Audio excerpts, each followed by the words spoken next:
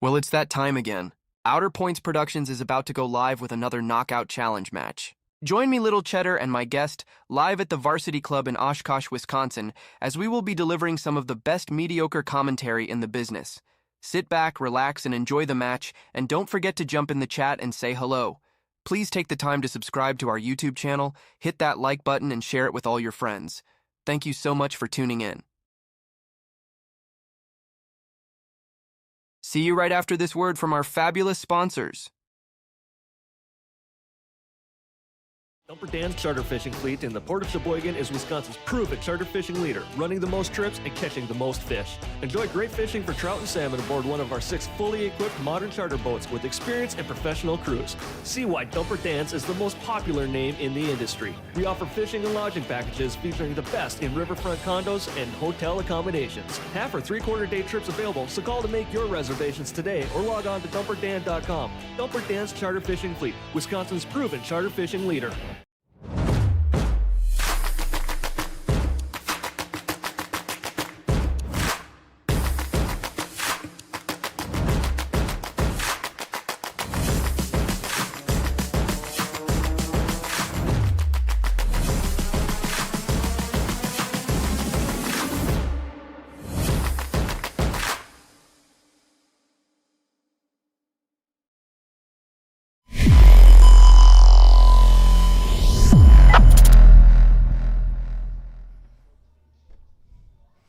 Hello, everyone, and welcome to Outer Points Productions in the Knockout Challenge Series studios, located inside of the Varsity Club in Oshkosh, Wisconsin.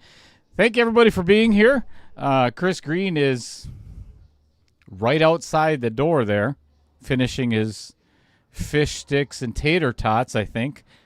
I have no idea. He'll be in shortly. So, anywho... welcome to round 1 of the Ultimate KO 10 ball. We've got Stephen Kilburg and Duncan Kaufman in the house this evening. So this is going to be a fun match, given the fact that Duncan has to start. Take a look. He is starting at -3. So that's going to be a lot of fun. But we're going to add 9 minutes to the match clock. So... anywho, I'm going to go over... Hey, there he is. Hang on. Suck it in. Everybody put your hands together for Miss Chris Green. I mean, Mr. Chris Green. How was your mac and cheese and tater tots and what'd you eat? Good. What'd you eat there? Buffalo chicken wrap. Nice. Except I forgot the no tomato part. Oops. I know, right? So, anywho, I'm going to leave you in the greasy fingers of Mr. Chris Green. I'll unmute your microphone first. Ooh. Did I tell everybody? I'm not going to go through that story again. I recorded an hour and a half of video file the other day and never unmuted my mic. I was pissed. Oh, was I pissed. Anywho, we're not here to talk about that until after the match starts. So Chris is going to go over the rules with you. I am going to go over the rules with them, the players, these folks right out here. Okay. Once I get them up there. 10-ball format. There we go. 10 ball. Ooh. Evening, everybody. If you haven't been with us, welcome to our Ultimate Knockout Challenge format and rules for 10 ball. Couple little changes from the standard UPL League format for 10 ball. We are not doing full slop. We are actually doing call shot. 32 player field. I believe we're still in round 1, so we've lost a few people now. Single elimination tournament. So one and done. No double elimination. No B side. Just the A side. Players do alternate breaks.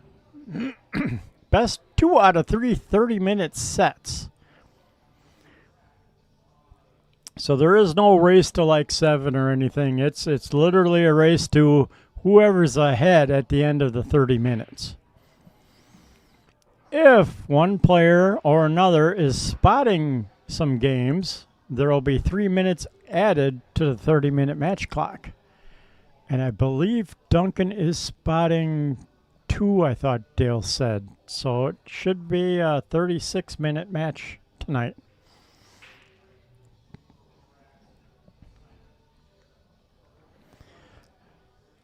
Players get 1 extension per rack. After the break, we give a 45 seconds instead of the 30 seconds. So players have a chance to swap out from their break queue to their playing queue, take a quick assessment of the rack, and format their plan. All ball fouls. Like I said, three minutes added to the match for every game spotted. I believe Duncan is spotting 2, but don't quote me on that quite yet. I'm not sure of Steve's Fargo. So yeah, I think there'll be some time added to the shot clock tonight. So yeah, there is a 1-game spot for every 50 points difference in your Fargo ratings. No jump cues. So you're kicking for all your shots. There is no jump cues. Oh, is it a 3-game spot? Thanks, Michael. So that'll be 9 minutes added. So it'll be 39-minute matches tonight. Best 2 out of 3. So if Steve wins 1 set, Duncan wins another set, we'll go to a 3rd set. If Steve wins 1 set, Duncan wins another set, and they tie a set, we'll be going to a shootout. And then obviously if Steve and or Duncan wins 2 sets, they win the match. And no shootout. So yeah, this format usually draws up some pretty good drama with the time clock and the shot clock, and if the matches are close and only one or 2 games apart. As Dale's demonstrating now, he's reminding the players about if balls are frozen, you cannot shoot at a 45. You have to shoot away from the ball the cue ball is married to at a 90.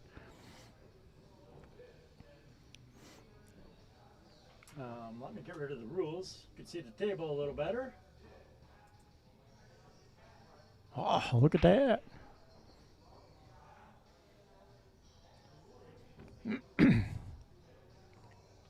Also, this is an 8-ball. Never mind. I was gonna say there's no dirty combos, but now we're playing 10-ball, not 8-ball. Wrong game.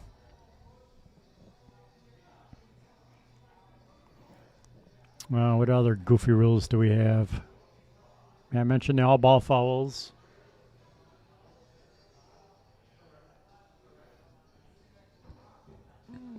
Can't hit a moving ball, obviously.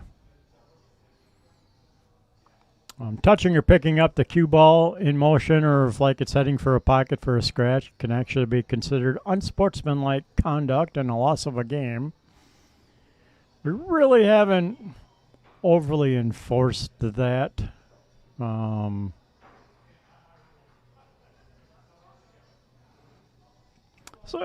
beyond that, good evening, everybody. From what I can see in the chat so far, I see Mr. Holden and Pete Bestia, Rick Chamberlain, good evening. Kyle, Michael Parker. Ooh, hello, Andy. Wisconsin Pool Players Society. So, yeah, a lot of our regulars so far. Very nice.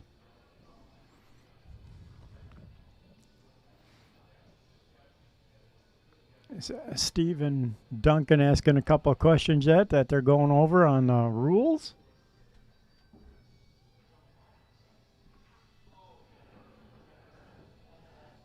So we can show them guys talking and discussing a couple things. I heard something about all ball fouls, so they're verifying those rules. So yeah, anything touches a ball, it's a foul.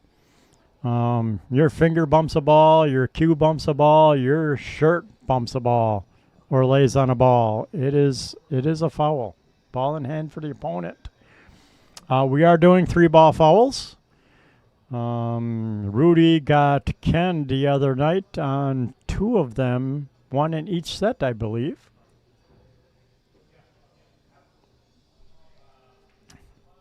Hello, Peyton. Welcome to the stream.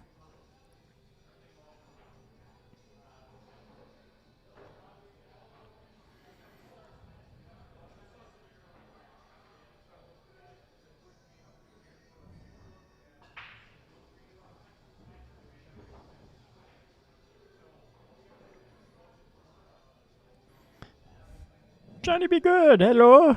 Welcome to the stream. You haven't missed anything yet. They're still going over some of the rules. Players are asking some questions.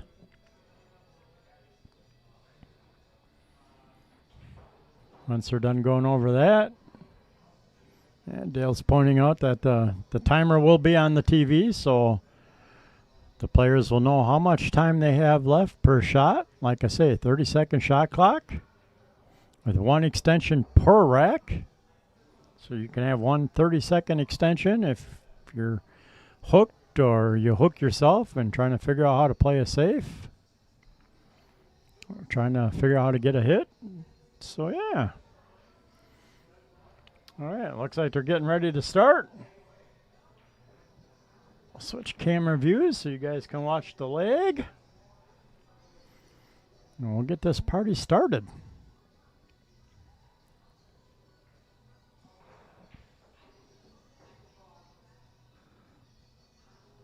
And Steve wins the leg, so he will break first. It is alternate breaks.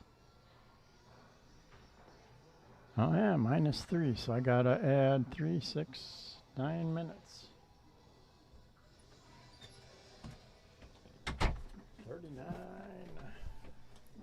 Right, 3 minutes a shot? Yes, sir. Or 3 minutes a game, I mean? Yes, sir. Excellent. So it should be interesting.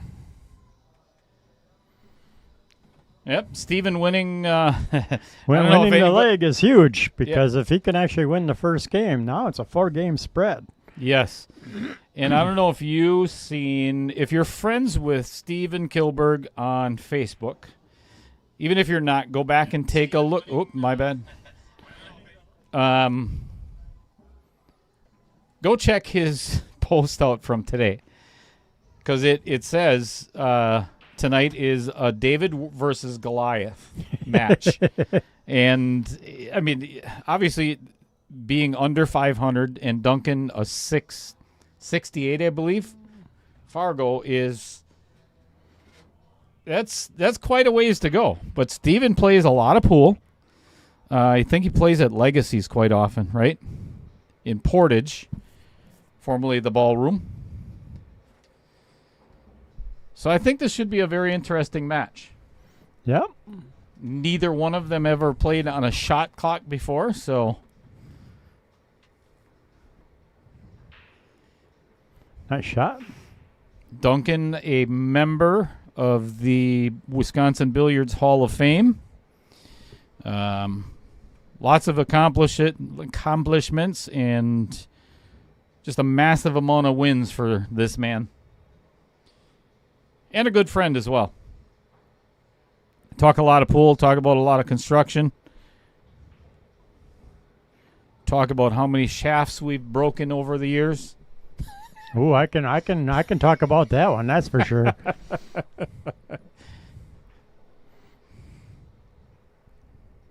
Good shot.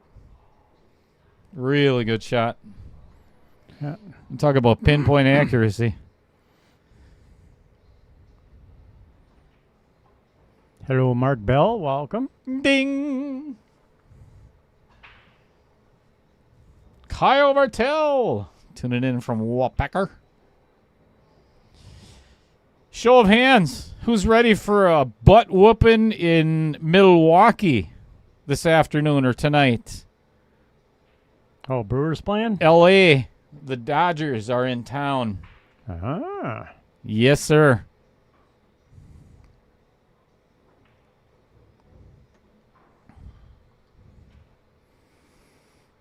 Looks like Duncan is going to make short work of rack number 1. Yeah, he's playing at a good pace, too. Doesn't seem to be affected by the shot clock at all so far. Yeah. Give it time.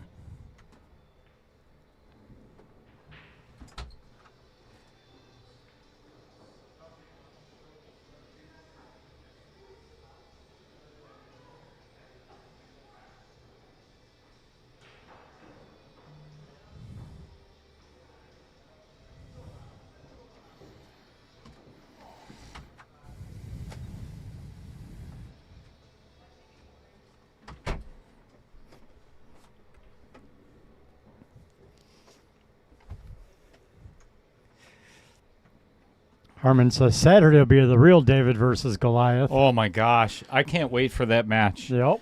Just to see a 5-game spot is just that's crazy. It's going to be crazy. But again, I'm looking forward to watching that match. Yeah, and given the fact that Jeremy is a 7-17 Fargo, you know, it'll be fun to watch.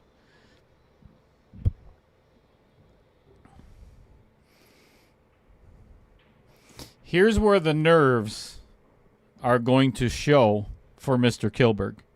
Definitely. Game 1, first time at the table other than the break, and you've got to get tough shape on a 2-ball.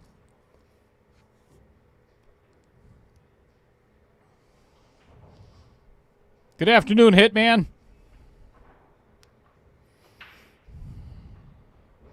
Wow, and hit it good. Play a 2 all the way down in the bottom left corner. And could use the 6 as a stopper to play the 3 in the side. Not easy, but doable.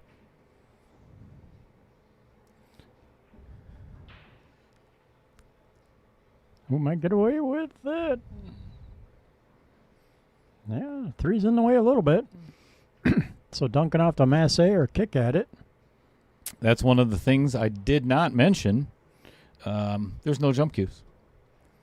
It's one of those I always forget. I mentioned that. Nice shot.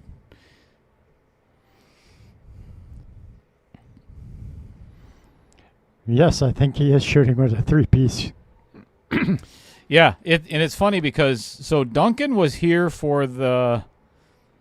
We were going to have a player auction, but only 4 guys showed up. Duncan was one of them. So him and I played 2 sets afterwards, and I looked at him like, Duncan, what are you playing with these days? Oh, it's a blackout. I'm like, wait a minute, that's a break cue. So yes, he's playing with, I think it's the blackout. Yeah, it's probably a regular carbon shaft on it. It's a jump break cue. Well, yeah. It's actually a good idea if you put a playing shaft on it, because if you go to if you go to bars where there's a wall in the way or something, you just break your cue down and got a short cue to shoot against the wall and put it back together. Why not? Yeah, I don't think so. Best excuse I could come up with. What's going on, Pete Beshta? Rick Chamberlain tuning in for the next 39 minutes. Just got off the phone with Rick, and he will be tuning in to watch the Brewer game this evening, as will I.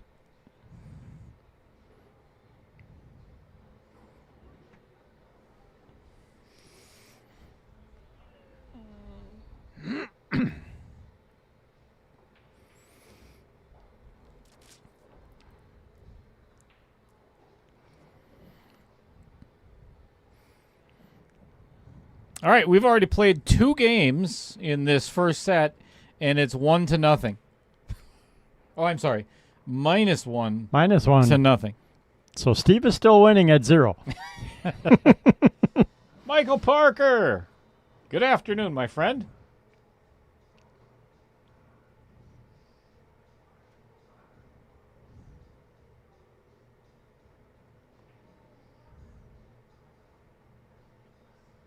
Good afternoon, Andy. Peyton Foltz in the house. Johnny B. Good. Of course, Harmon Singh defeating Rich Stadler in the... What day was that? Is that Friday? No. Thursday. I forgot. Wednesday? No, it wouldn't be Wednesday. Thursday because we have league Yeah, here. we have leave. Maybe Wednesday. Yeah. I don't know. Some of these all run together. It's like, what day is it again? Speaking of Rich Stadler, okay, if you are friends with Rich Stadler, go to his Facebook page right now or look at his profile and look at what he posted today in regards to Margaret Steyer. Because she just got third place in Indonesia. She was in Bali and shot awesome to get to third place. But anyway, she went to I can't even get it out. Just go look at the video. She went to visit some monkey palace or whatever it was. And make sure you have the volume up because I haven't laughed that hard in so long. I think I watched that video at least 20 times already today. Yeah, it is funny. Yeah, you got to check it out.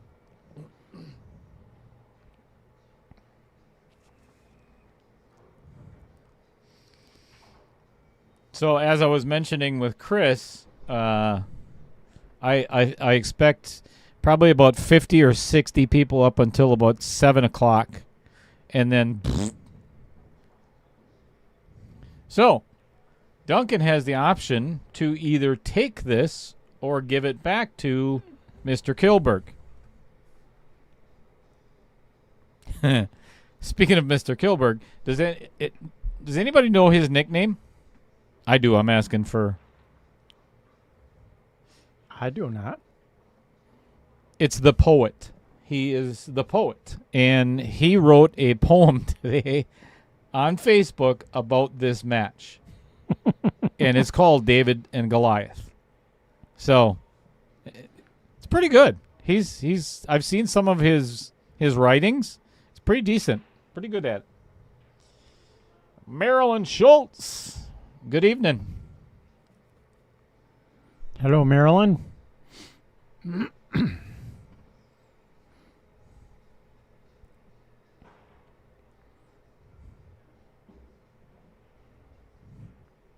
That is Oopsie. a foul.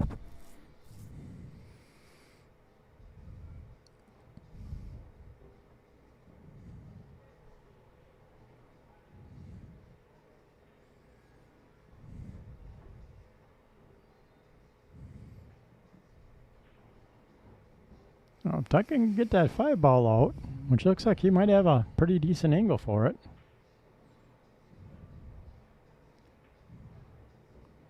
Oh, goes underneath it. Very nice. These are the shots that us mere mortals just don't see sometimes, you know? Most people, they're going to just run. Ooh. Whoopsie.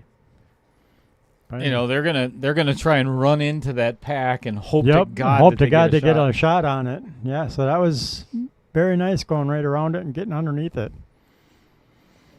Unfortunately, the Vincent Didio pocket got him.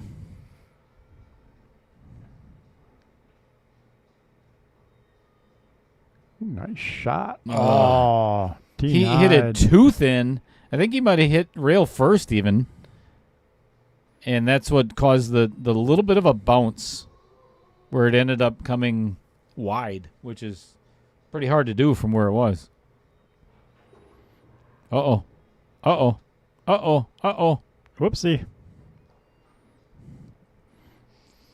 Great draw stroke, though. Nice and straight. I'm not sure he would have liked his next shot had it gone past the side pocket. If it ended up short of the side pocket, that'd have been different. How nervous are you if you're Steven Kilburg, under 500 Fargo, with a chance to win a game against Duncan? And you're not on the board yet.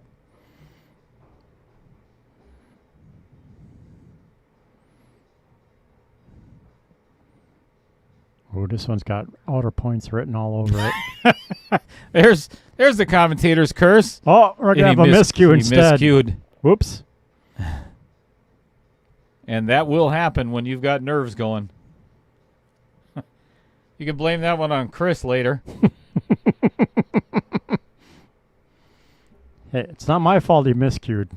I was just saying you that's would the commentator's probably- curse. It's all part of the commentator's All right. curse.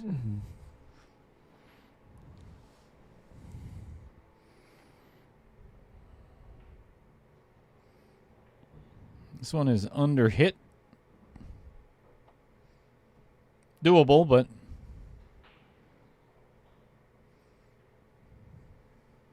Yeah, just pocket the ball and take what you get on the 10.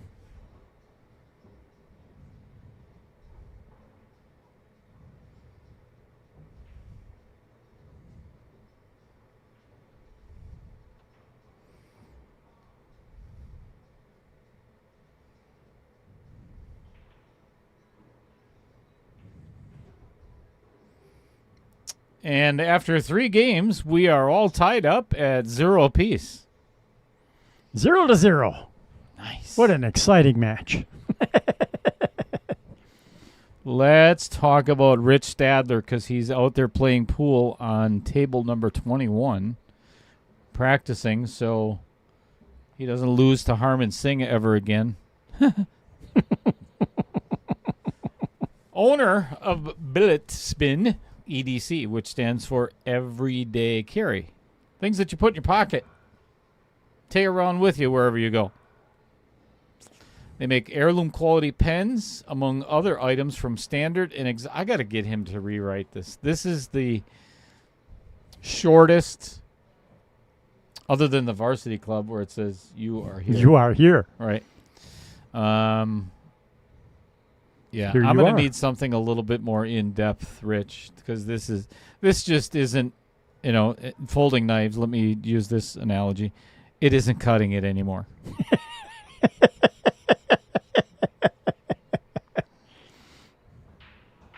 Adam, Hello, Adam. Mr. Granatella, what say you?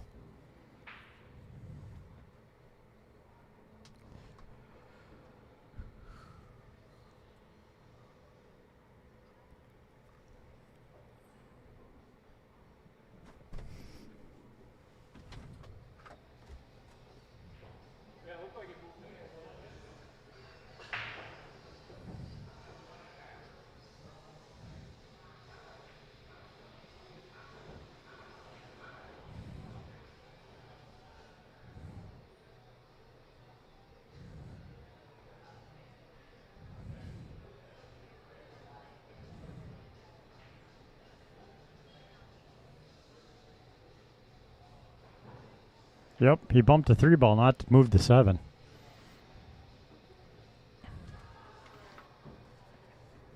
I was going to say, he actually bumped the 3 ball, getting Yeah. the rack off. Didn't move the I was 7. messing with Duncan, moving the 7 ball closer to the 3. There is no way in hell I would give this back to any player. That's not a hard cut on that 3 ball.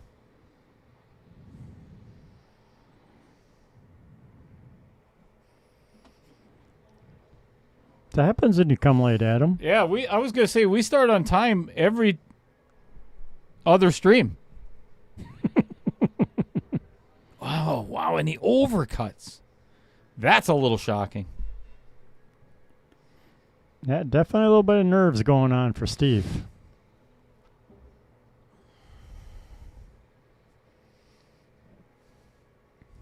It's actually very seldom that we start late unless we have computer issues. Correct. So, yeah, every other stream.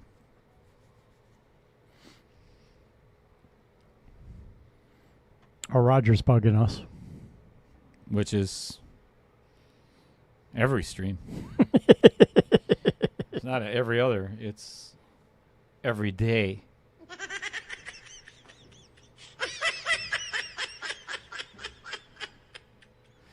That will always be my favorite laugh. Mm-hmm. And you hear it it's all over Facebook all the time. Use it for everything. Oh, Mark Bell saw the video. Oh, the monkeys? Yep. Oh my God. It is so funny. Okay, well, go after it then. Yeah. And actually, Mark, that's the best part.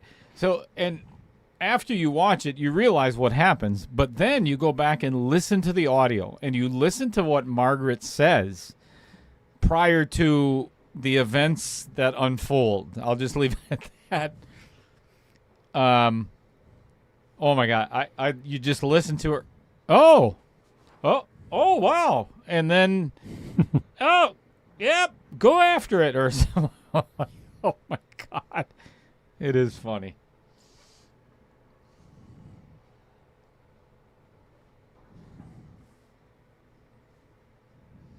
So for those of you who are... Ooh, beautiful attempt. Yeah, no doubt.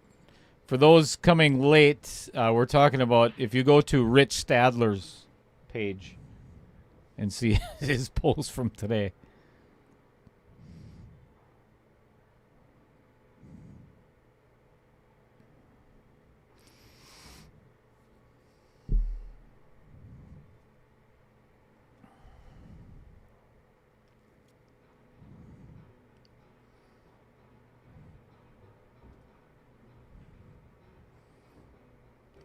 Well, it would be nice.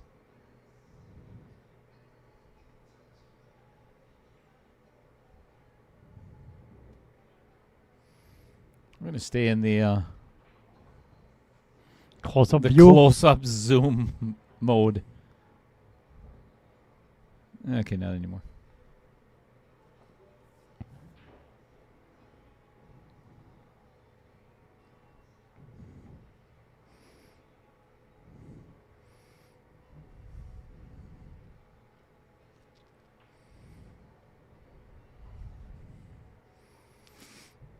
So in exactly 15 minutes, well, minus that 1 second there,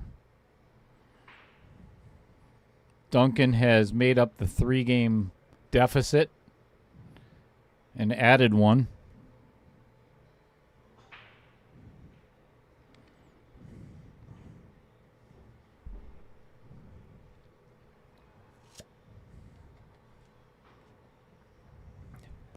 Adam Swenson, if you're out there, I love you.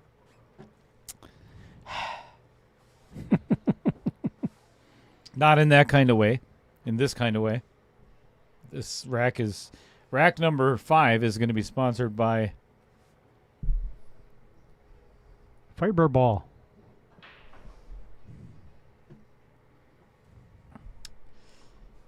Gives you that nice fresh breath, like you just drank from a water tap filled with cinnamon. That's why I drink Rumple Mints, because it gives you a nice minty fresh breath.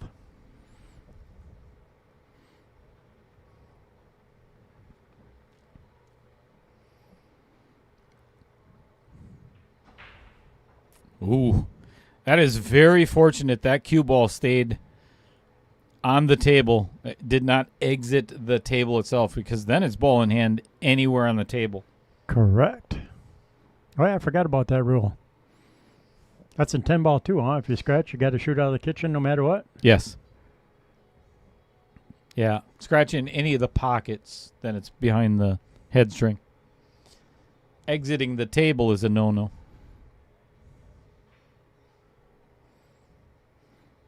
Steve checking up for a little mass A shot. Ooh, catches a piece of the 7. Oopsie.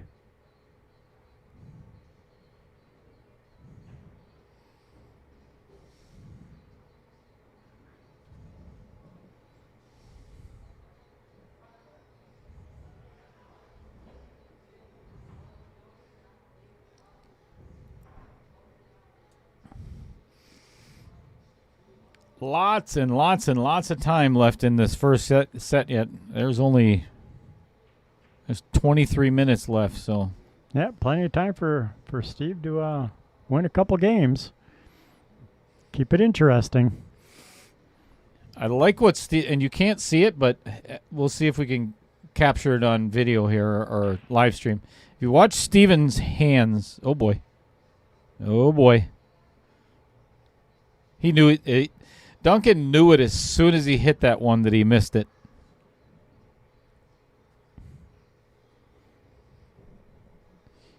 But I'm watching Mr. Kilburg as he's sitting in his seat, and he's dictating to himself how he thinks Duncan is going to get on that next ball. So he's like, all right, this is the pattern, or this is the shot. This is shot and what the to path do. he's probably going to take. Mm-hmm. It's a good way to learn. And there's not many people other in the state of Wisconsin I wouldn't mind learning from. It's Duncan. Not a big fan of him taking my money recently. Again, we played 2 sets after the player auction did not happen. First one did.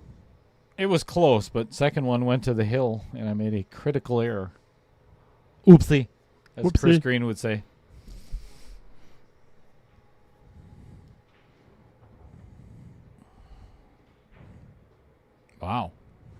Wow. Nice shot. Well done. Nice stroke. Yes. Yeah, no doubt. That could have gotten ugly really fast.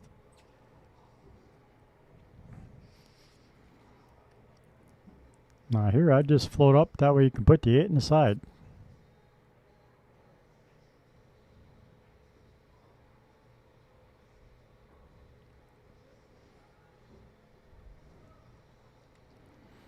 Or not. Good point, Adam. Yes. It is a good way to stay mentally engaged in the game.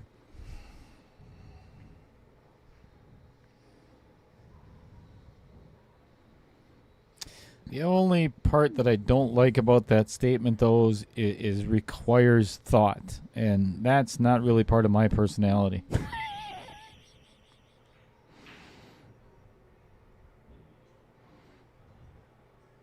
All right. For a 2-0 lead. A little thin on the 10 ball.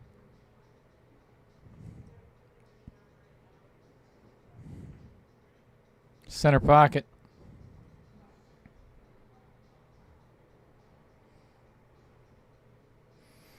Steven literally scratching his head there for a moment. He had his hat off. There you can see what the players are looking at throughout the entire match. If you can't see that match clock, there is some serious issues with your eyes, and you should probably not be playing pool anyway. Just throwing that out there. Steven doing some calisthenics over there and some shoulder rotations. Apparently that's the reason why he missed that 7 ball, is lack of rotation.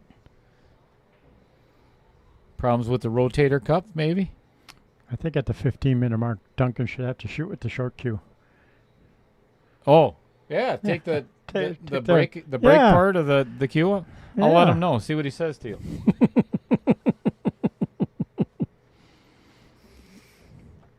I have a feeling that the first word would start with an F, and the second one with second a would U. start with a U. Or a Y, I mean. No, a U. Well, unless you're Duncan Kaufman, you're probably not going to get on this 2 ball unless you come 2 rails, and that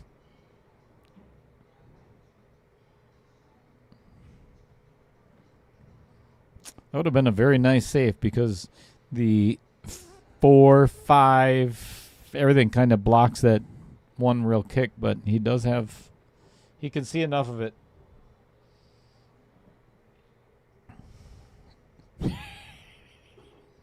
Nice shot. That's for Adam's comment.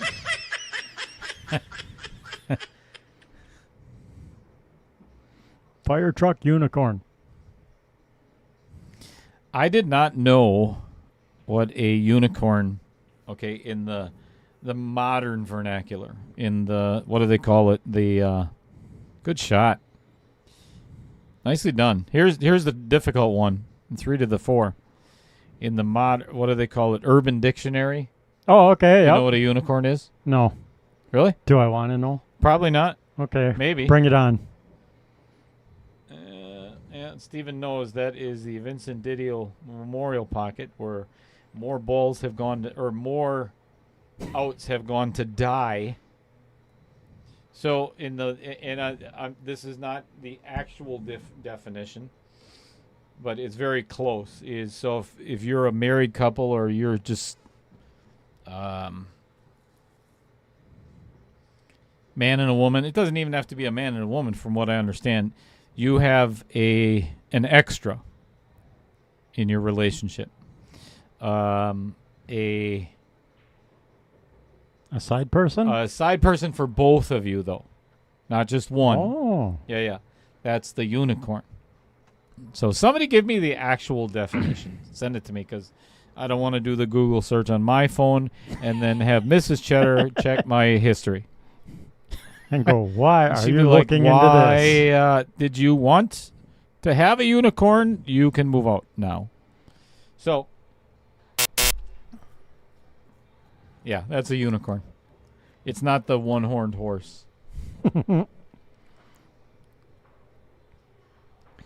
right, pretty much a must-have for Mr. Kilburg if he's going to stay in this match. If you give this game back to Duncan, you're toast.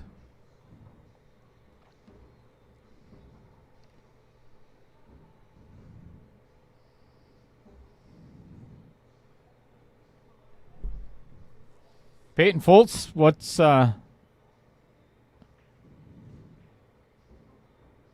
the safety that you learn? Is it a particular safety? Curious. Extension. I would have rather seen Steven just roll that 6 forward and just leave the cue ball right there. It would have been 2 balls less of an angle than what he has right now, because yep, or you needed to hit that a lot harder to come off the rail and come back out a diamond. Yeah, or jack up a little bit and draw it back half a ball would have been ideal. Now he's got himself in a little bit of a pickle. Yeah, this is not an easy cut and not easy shape to get on the 10.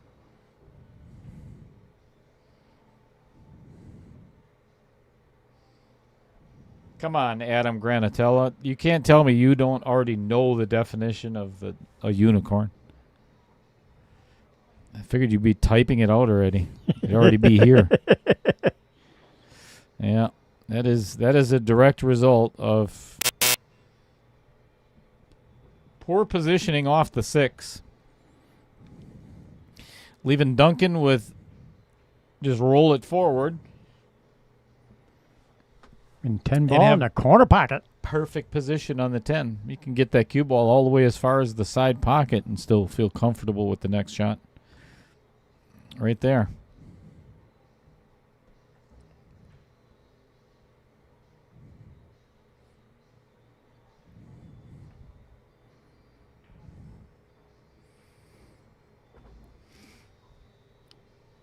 Three behind to 3 ahead.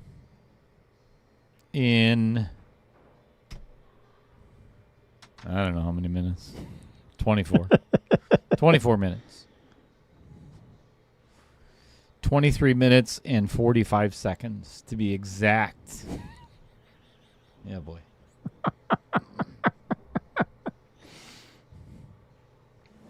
A leopard moose camel with a 40-foot neck. What? It's a giraffe. Yeah, I know that. Leopard moose. The moose part doesn't make any sense at all. Or the camel part. Actually, yeah. The leopard part makes a little bit of sense. The camel is giraffe doesn't have any humps, does it? No, not that I know of. Not the ones I've ridden on. Well, that was a day at the petting zoo. Baby giraffe. Well, Mr. Kilburg's going to have to... I would recommend maybe going to the bathroom or going, I don't know, for a walk for about a week and a half. But coming back with... he's going to have to find something...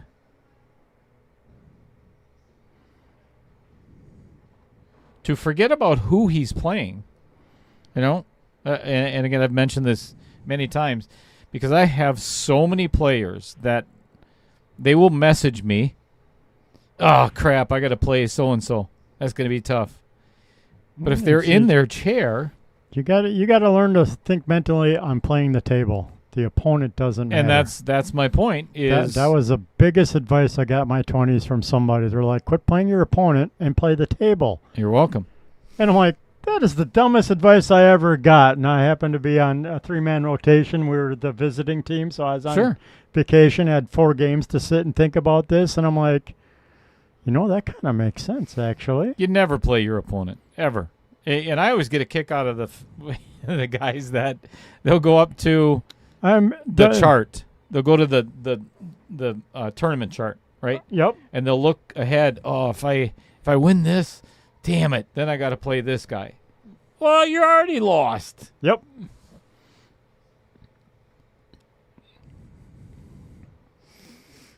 If they're sitting in their chair, it could be Efren Reyes, and it doesn't matter. Right. If they can't come to the table, they can't play a shot.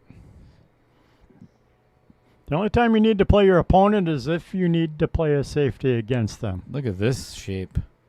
That is a beautiful shot. That was really nicely done by Duncan.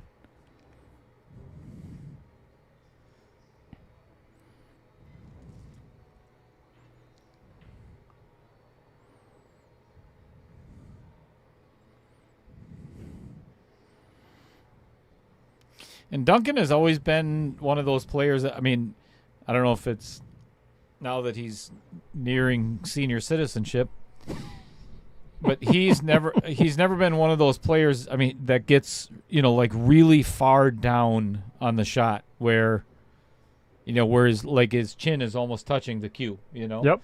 He's always been very a little more vertical, upright. Yep. Yeah.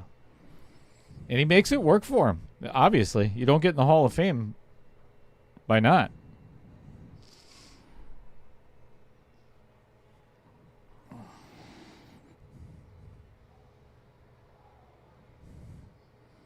All right, so Peyton Folt says he had 2 opposing balls on the rail married and rolled into mine for separation, and the English he showed me glued the cue ball back to mine and allowed me to also make my ball. Oh. Nice. You have to try that.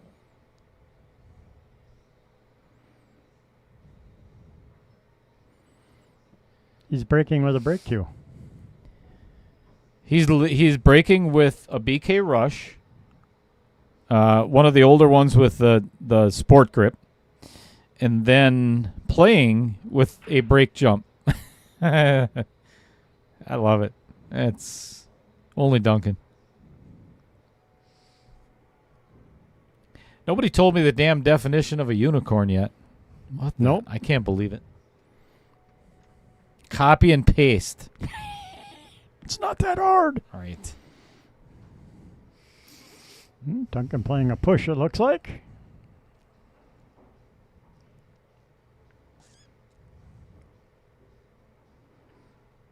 He's pushing into a bank shot. I guarantee it. Yep. Upper left-hand corner. Steve's going to give it back to him. Yeah. Or a thin cut on into the side. Ooh, safe behind the 8.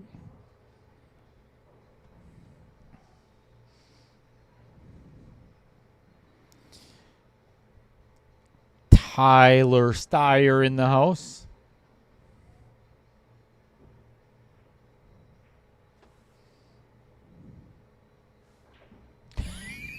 Actually, that's a good point by Harmon. He says no jump cues. Well, unless you're using it as he's not jumping with it. Right, but he's that's not funny. jumping with it, but that is kind of funny. That is funny, actually. I like that.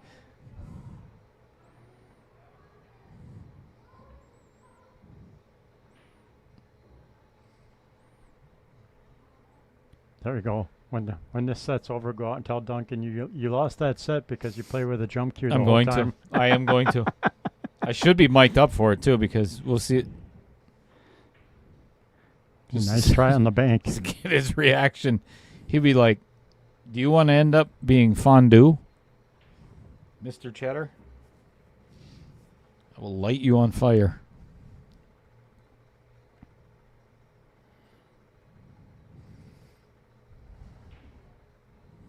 Well, the way the way things are going, this is almost like a Rudy McGill set, because it's 7 games already that Duncan has played in 26 minutes, or won in 26 minutes. So that's pretty substantial. And again, we got 10 minutes left with ball in hand for Duncan. No shot after this, but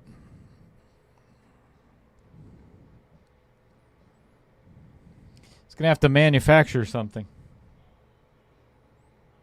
I'm going to go out there and don't, if you know Duncan, don't message him. I like messing with Duncan. I do it all the time. Nope, there's no rail.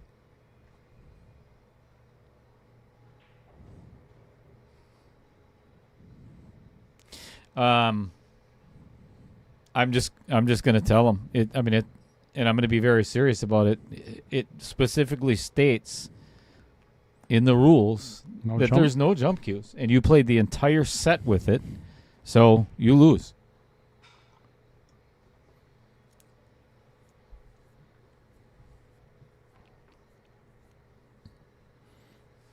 He might punch me. No, that would be fun. Make sure you're in the player. You call yourself a friend. Uh-oh. Make sure you're in the player area when you do it so I can get it on video. Wow. Wow. Love you, buddy. No. No.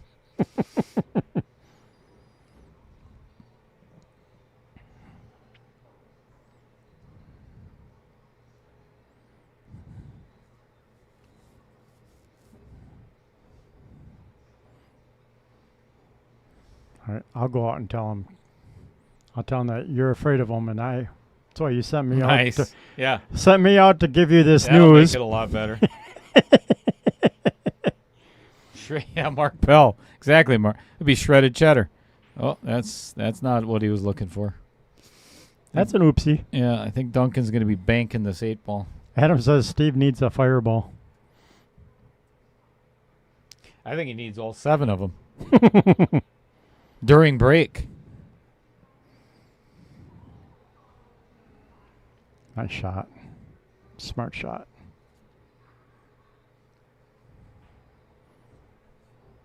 I'm hoping to get that 8 a little more towards the center of the rail, but still no easy shot. Just make Drills it. I was going to say, Very nice. Just make it and take what you get. Can Mr. Kilburg win a game? Oh, don't draw on this. Oh, no. I would have never drawn on that in the first place. That was the wrong shot. You need to go forward, inside forward on that. Yep, take her up in the corner. Don't try and get cute and get up for the side pocket.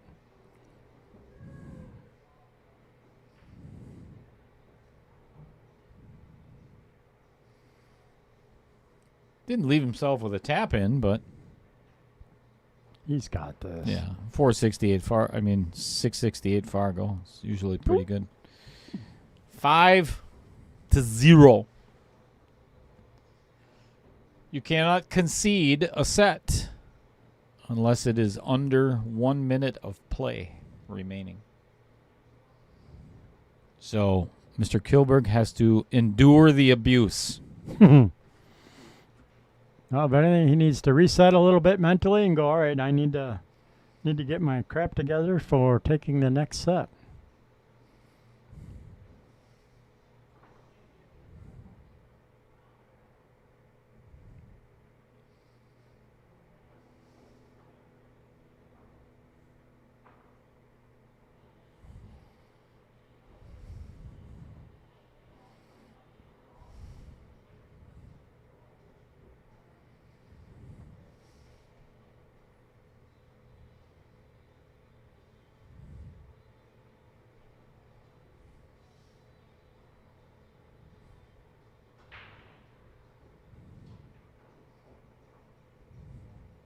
And a dry break with the only balls that are tied up are the 2 and the 5. So he may have to manufacture something here or develop that 2-ball. Or play a nasty safe where Mr. Kilburg can't even see the 2-ball to save his life. Hello as well to you, Mr. Johnson. Hello, Chad. So, for you enthusiasts of Mr. Tim Schatz, best pool name ever, he is playing the Magician tomorrow night, Mr. Todd Helverson. If you don't recognize that name, that is Priya Nataraj. That is her significant other. They will be playing against each other tomorrow evening at 7 o'clock. And Lacey Rochelle, or Lacey Torzewski, until she becomes a Schatz. Wow. That's horrible. She'll be in the booth tomorrow night, and we'll be drinking Fireball together and talking crap about Tim Schatz. So join us tomorrow at 7 o'clock. That's going to be a fun match. I've never seen Todd play in person. Well, one long time ago. But not of recent. So, and Tim's gotten his Fargo up to, I think, 630 something now. Nice. So it should be a good show. Tommy Jeffers. Good evening.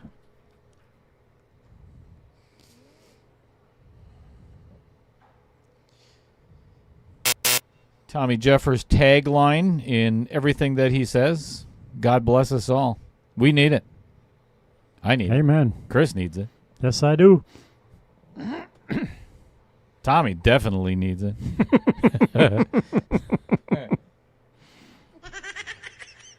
Nice cut by Duncan. Whee! Look at that. And it does go past the 10, so he's got plenty of time to, I don't know, put another 3-pack on the board. For sure, too.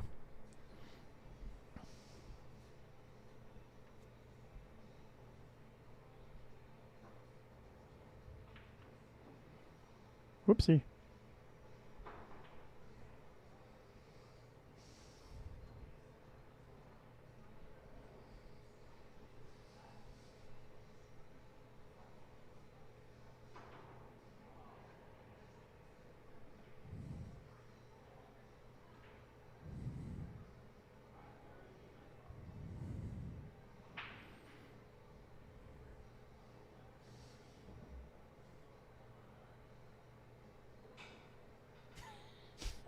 Nice miscue, Tyler. Keep practicing that no look. Yeah. Tyler Styler's over there doing a no-look jump shot. And not very successfully.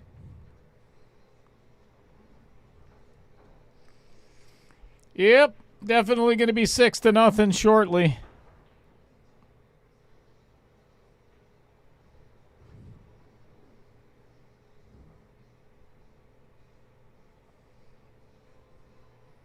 There is blood in the water.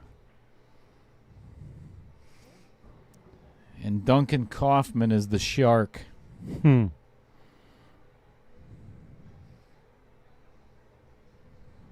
starting.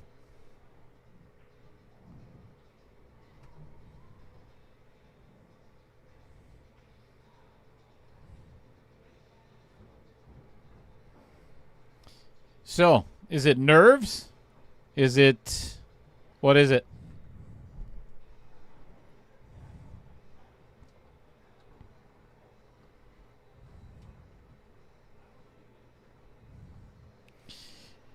Well, one of my few least favorite people to talk about is Kevin Dorn. And I'm sure the feeling's mutual. So Let's talk about his wife instead. Lynn. Lynn Dorn is the owner of LK Painting and Staining.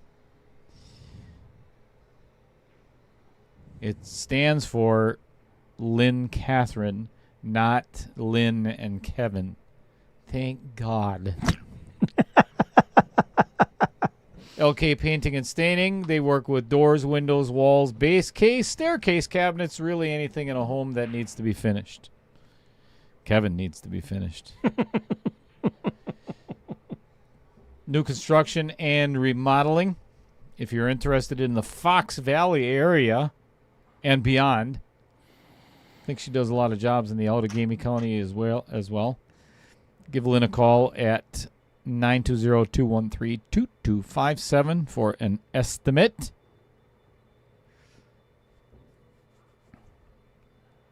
Have you ever met Lynn? Kevin? Yes. Yeah. I would estimate that she would kick his ass in pretty much anything. I have, if you know Kevin, you notice that he's had some eye issues over the years, right?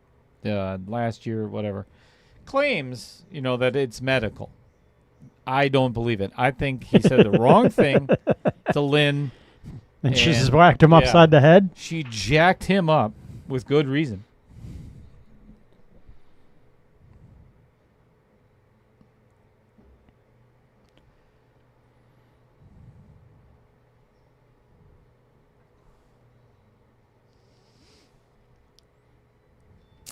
That's actually not a bad idea.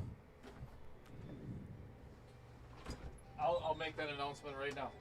You do that.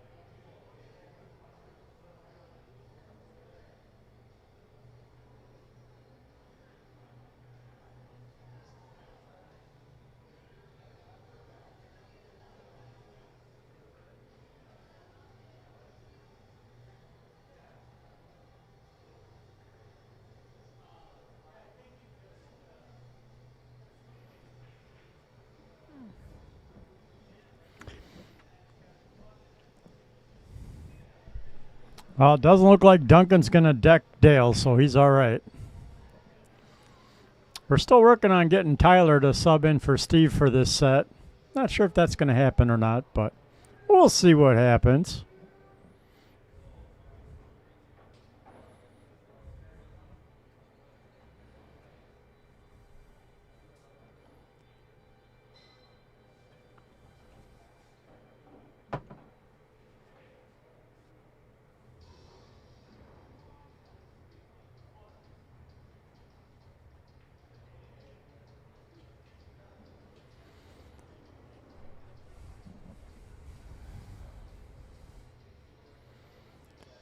Yeah, we'll see after the little player break if Steve can gather himself a little bit, because he had a couple chances.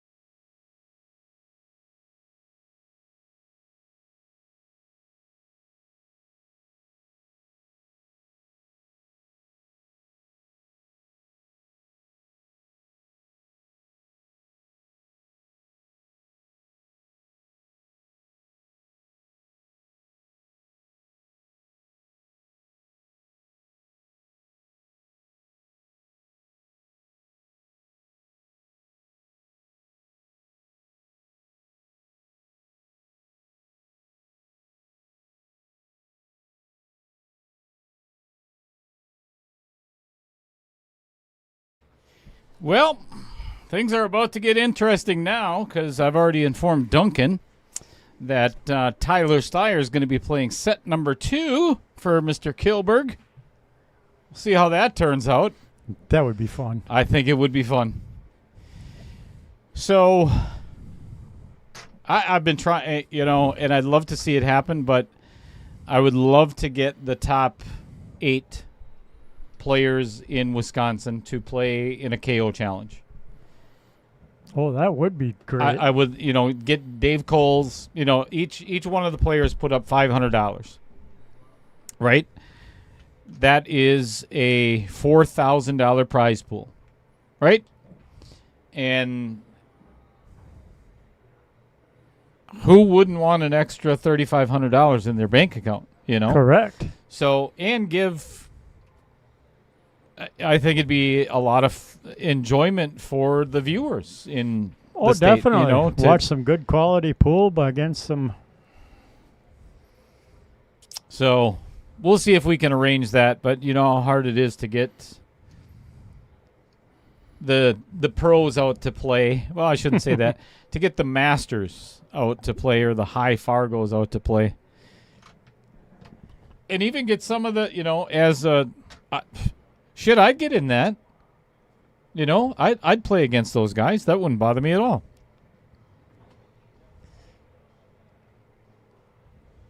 One of my favorite things to do when I was still commentating for Kendall at Mad Apple, when Larry Neville was still alive, either prior to the tournaments or because Larry was part of our thinking team for the stream, and he would sit in on our Sunday meetings once in a while, and afterwards I'd go out and play a little bit with Larry. I mean, can it get any better? Nope. I mean, you're learning from one of the best in the world. So now invite Shane Van Boning here, and I might be a little nervous.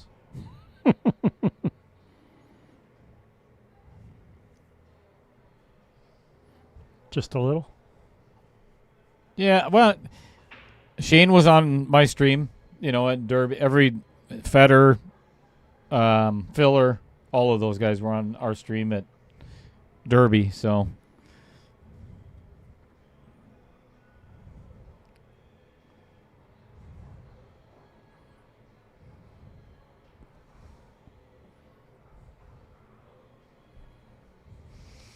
Plus, I've commentated with Roger Pregler. If that doesn't make you nervous, nothing else is going to make me nervous, Correct. I've had Rich Stadler in the booth reaching underneath the counter.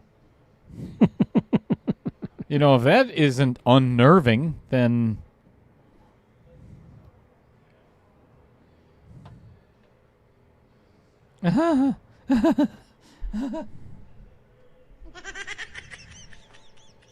might be a little offensive.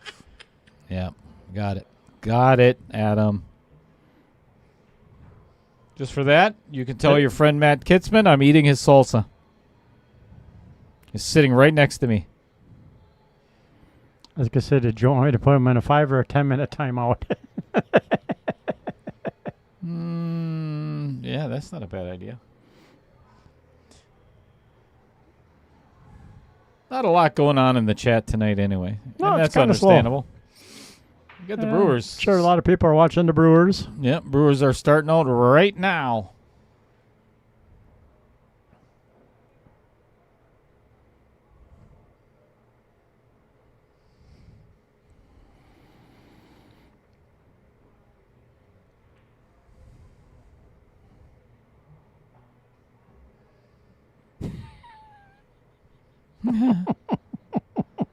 Why are you laughing, Chris?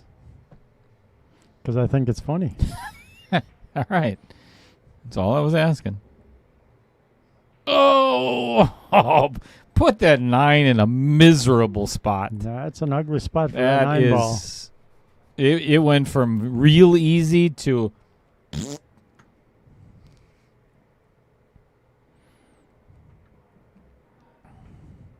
Uh-oh.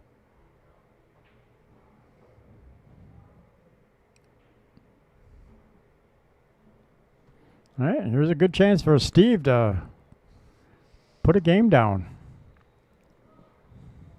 The poet. The poet of Portage. I don't know if he's from Portage, but that sounds good. It does sound good. Yeah. The poet of Portage. Let's look him up in Fargo. See where his hometown is. Excellent. Shot gave himself a nice little bump on the 8 ball to have a shot in the side, but he has got to get straight in on this 9 ball. Oh, he's going inside English, and a ton of it. Loading up. Oh, he hit that really well. Very nice. He hit that really well. Doesn't have to worry about the scratch in the side. Just got to worry about what the outer point is going to do to that cue ball. I just roll forward just a smidge. Beautiful. Just like so.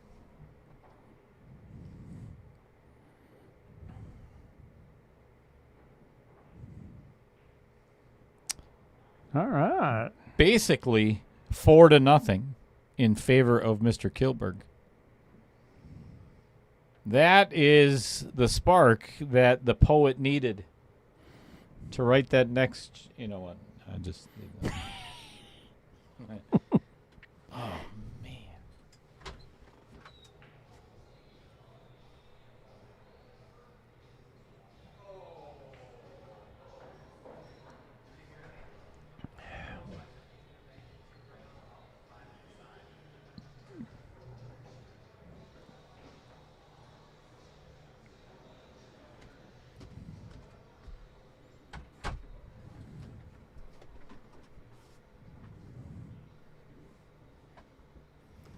Trevor Simpson tuning in from Texas. Texas. Go on, Trevor. What's happening in Tejas?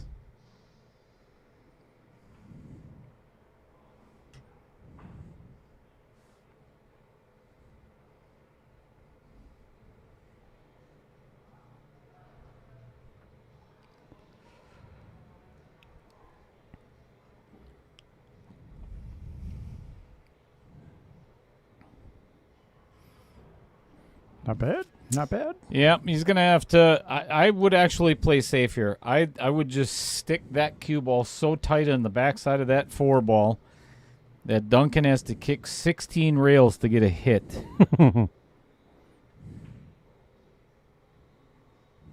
He can go for it, but getting on that 3 ball, he's got to obviously avoid the 8. So get around that 8, make the 2. Yeah, I'm playing safe all day. Live to fight another day.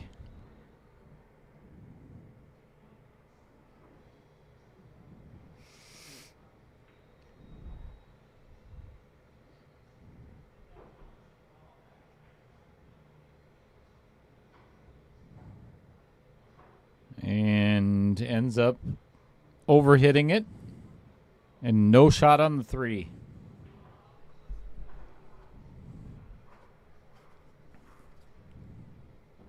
So what's everybody's prediction? Not what you're hoping for to happen, but what's everybody's prediction for the Los Angeles Dodgers Milwaukee Brewers series?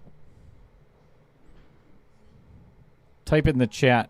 Oh, just misses that 3. Just a bit outside.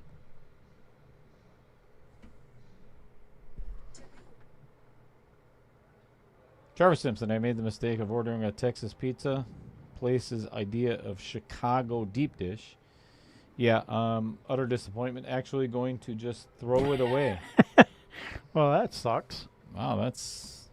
Your message says, I made the mistake of ordering it. Why is What is Siri talking over here? Siri, zip Go it. away. Siri, go away. Cancel.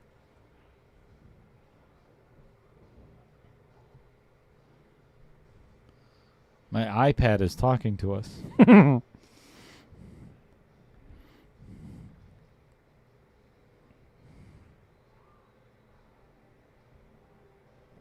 Ooh. Huge fan of. You ever go to Trevor? You ever been to Pizzeria Uno and Pizzeria Duo? They started in Chicago. That's where you go in and you throw peanuts on the floor and Oh, okay. yeah. Like a Texas Roadhouse. Ooh. Yep. Misjudged that. A little deeper in the pocket than Steve estimated.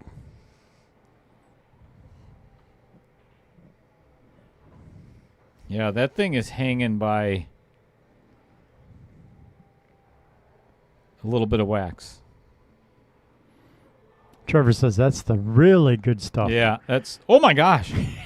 Now he missed it. Duncan also with ball in hand, missing the 5 in the corner. Third time's the charm. Somebody's got to make this. I can't believe this just happened. Me neither. I mean, literally, Steve misses it, and then. But what's funny? Oh my gosh! Now he's gonna scratch. Wow. So. The 5 ball wins that set. Kicked everybody's butt. That is a loss. That is 3 foul. Oh. Yeah, 3 foul. That's 3 fouls in a row. Oh my gosh. I would have never thought that's how that game's going to end. Wow.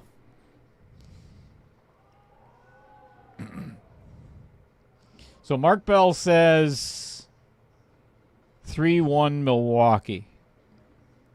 So there's a reason why I asked it, and I'm sure everybody has a different opinion. But I look at the Brewers' first series, and I don't know if I mentioned this on the last stream, but the Brewers win the first 2 games handily, right? Right. And they're at home, right? Then they go to Chicago, to Wrigley Field, and lose the next 2 games handily. Is it home field advantage why they lost or won? Now, the reason why I asked that question, if the series does not go to 5 games, there is millions and millions and millions of dollars of revenue that is lost, right? So if each one of these series does not go to the max, how many millions of dollars are they losing? As Major League Baseball, the vendors, the beer companies, the food companies, there's so much involved. I think, and we'll see what happens after the next couple of games, but I think the next one is going to go to 5 games as well. We're going to win the first 2 at home, and then we're going to go to L.A., and then the Dodgers are going to win the next 2. Nice shot. I don't know. You hate to think that, but in a lot of ways, I just think it's rigged. Scripted. It is scripted. Scripted. What's going on, Dan Vogel? Yes, you did just see that, Chad.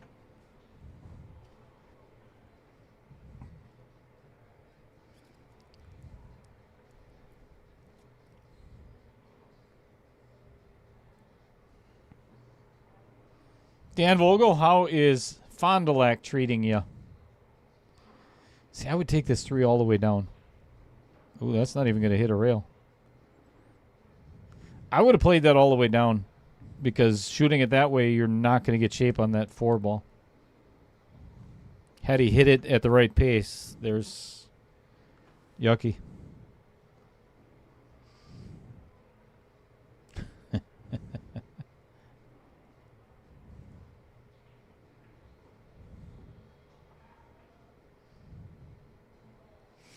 Yep, that was definitely not scripted. Shooting at the 5 ball.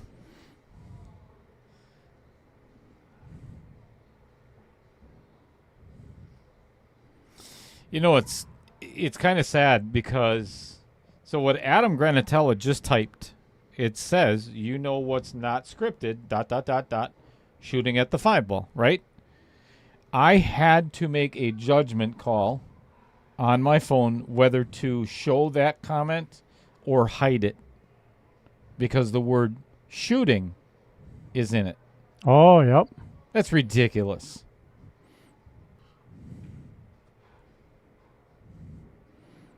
Oh, that's why Adam's It's a probably weird saying world. YouTube censored my comment. Yep.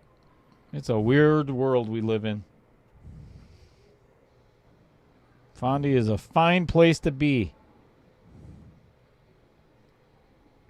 Oh, yeah. Adam just said it. Censored the comment.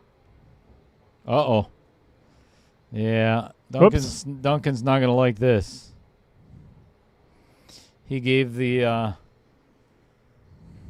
smell the fart face just now. You didn't get to see it on the... But, you know, that face that you make when you walk into a crowd and somebody just shit their pants?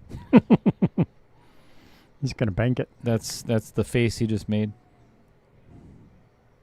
Oh, he's going to play safe. I like the distance that he left because not only pocketing the 8-ball is not a gimme, but staying anywhere near the 9 also is not a gimme. Right.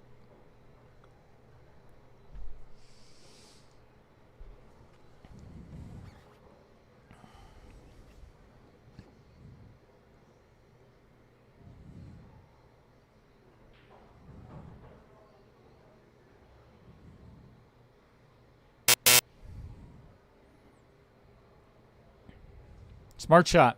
I like what Steven was thinking there. Just give me any shot at the 9. I'll take it. Just make the 8-ball.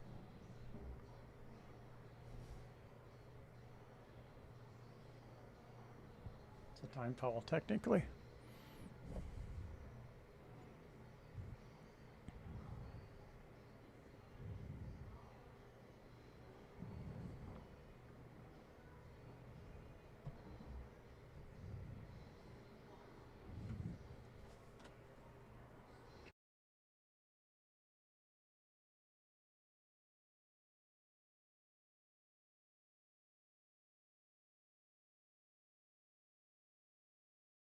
Watching it on the replay here, but Yeah, we're Chris just pointed out, he said it in the microphone too, that it was actually a time foul.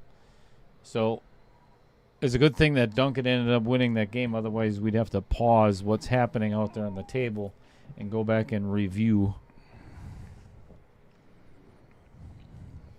So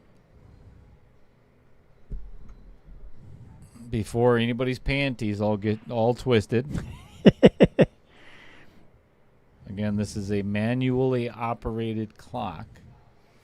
And there is a buzzer out there. yeah, I was actually surprised I didn't hear the buzzer. That's what made me look at I the didn't either.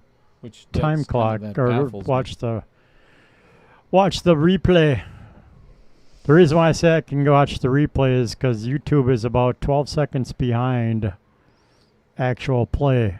Yeah, we've got 2 monitors right in front of us that show everything live. But then we've also got a 13-second delay. So Duncan scratches. Gives Steve's ball in hand.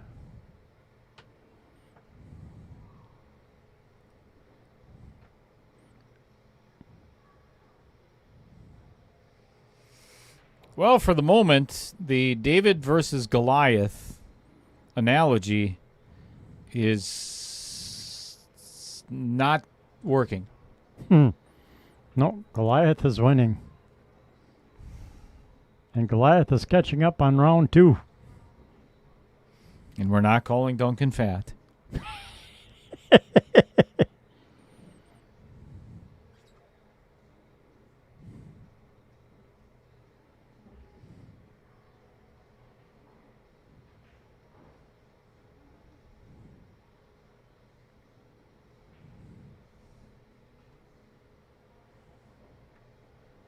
Strike 3. Sit down. Mr. Dodgers. Roger Dodger. Roger, Roger. Thank you, everybody, for tuning in. If you are not currently a subscriber, why? Duncan better get moving. There's another time foul. Yep. That one was. That one, even though it.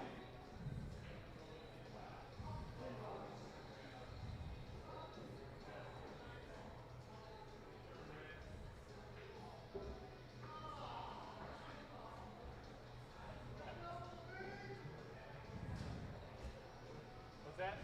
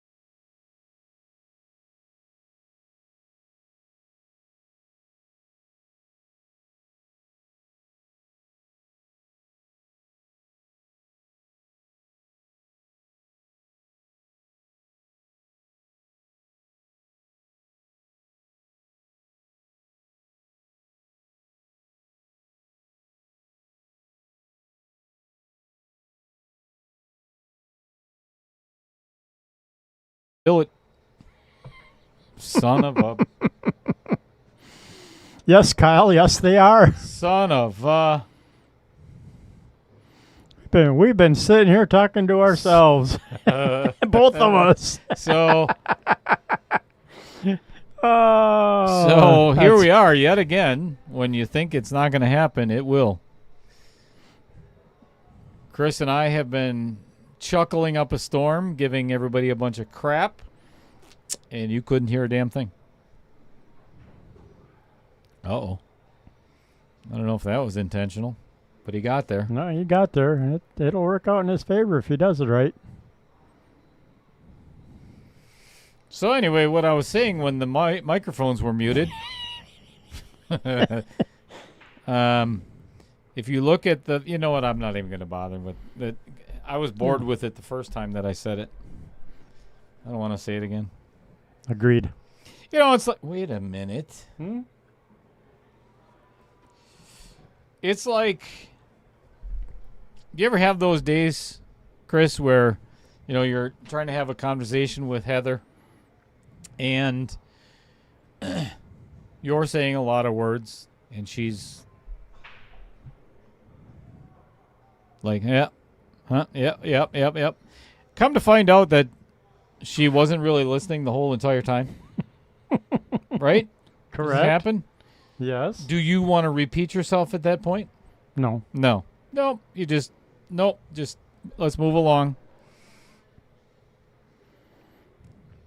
So we got 17 minutes and 41 seconds for Duncan to win 3 games before Steven wins 0. You know, what's funny, even as a 668 Fargo, we are all susceptible to, you win that first set by a very large margin, and then you take your foot off the gas. Yeah, you relax a little bit mentally. Yep. Lose your focus just a hair bit. Yep. And that can, not saying it's going to, but now it has the possibility of biting you right in the rectal area. Yeah. No, Peyton, you are. I mean, our mukes were mited. our mutes were mic'd. Our mics were muted. Holy hell! It's only Monday too. He's only on the 3rd fireball. It's all good. But yes, you are going crazy. Try break.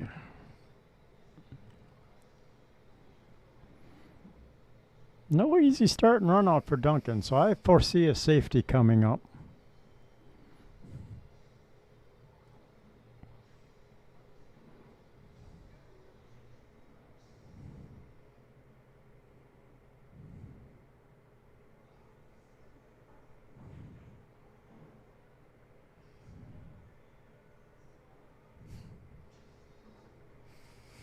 I think Duncan is going to whoop that fly's ass by the end of the day. He has swatted at that fly like 3 or 4 times already. That fly likes this table.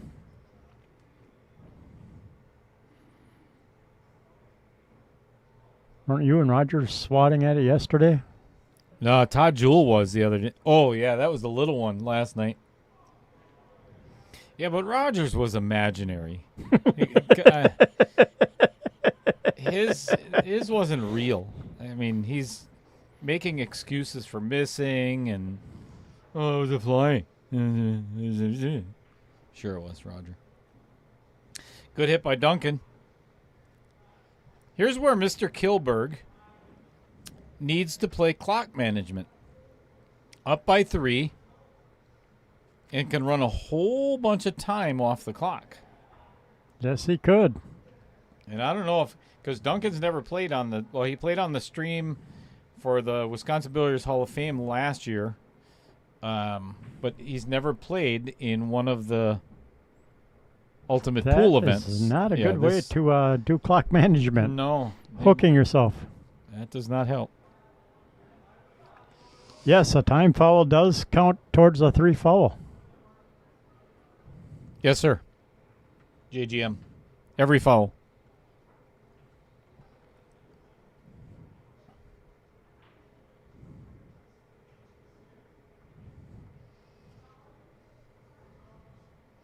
Actually, Ken Shaw asked that question yesterday about whether a scratch counted as a foul. Remember that? Against Rudy yesterday. Oh, no, I guess I heard about that after. Something about somebody was asking about if it was a foul or not. Yeah, Ken Shaw was asking if what was he that's- hoping for? Like to scratch and pick up the ball and keep shooting himself? No, he got 3 fouled by Rudy. Right. Remember? Yep. Three times. But in the course of, or one of those fouls was he scratched. He scratched, yep. Right. So absolutely that's a foul.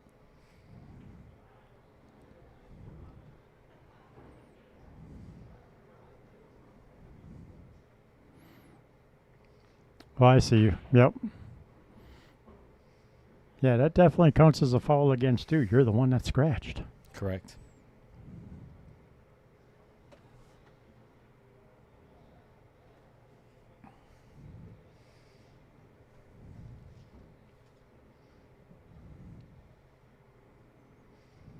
This is the fun shot here because I think Duncan's going to have to take what he can get on this 6 ball. If he tries something fancy, yeah, I like this. Just kind of roll this in. Ooh, whoa, he got away with it. That was... That was touchy. Yeah, that was really close to not going in. It's not time for Duncan to, I mean, they're 13 and a half minutes yet, so it's not panic time, but he Nope. can't afford to give... And just as I say it, he does it. Wow. Crazy how he would just like kind of got into that machine mode and just didn't miss. Once he got down and started shooting, it was like a nice steady rhythm and just pocketing balls and running out. This set, not And so one- much. One lapse of paying attention. Goodness, what was that? I don't know. It's going to work out for him. Wow, but did he get fortunate there? Holy cow. Moving that 10 out of the way and ending up straight in on the 7? Come on now. 13 minutes left, and like I was just about to say, you don't want to give one back to Steven, and he is in dire straits of that happening. We'll see if Steve can get up for the 9 ball. Wow. Nice. Couldn't have hit it any better. No, And a that nice was angle on beautiful, it, too. yep.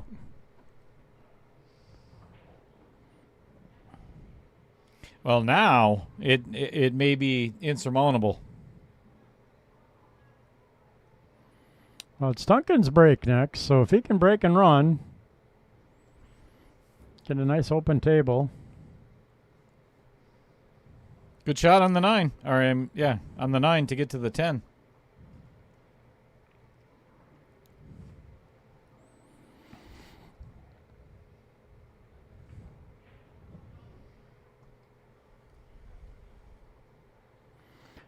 Three to -1. His name is Robert Miller. He and his partner own what is called the Conscious Carnivore down in Madison, Wisconsin. And it is a whole animal butcher shop that provides expertise to help customers be more knowledgeable about what and how they eat. They opened their doors 12 years ago in September of 2013 with a mission to educate the home cook. From local animal sourcing to on-site high-quality butchering, they can ensure grass-fed and healthy meats. They believe it is time to recapture the flavor of cooking and connecting with family and friends over a home-cooked meal. Nom. I like my steak medium rare. Mrs. Cheddar likes her steak. She likes a tenderloin with blue cheese. I like my steak ground up into a hamburger form with raw onions and cheddar. Mm-hmm. No, if it's not a filet mignon, I'd probably. I mean, I like all steak, but filet is my favorite. Chris, are you a rare, medium, Rare to well? medium rare. Yeah, I like mine mooing yet. Okay.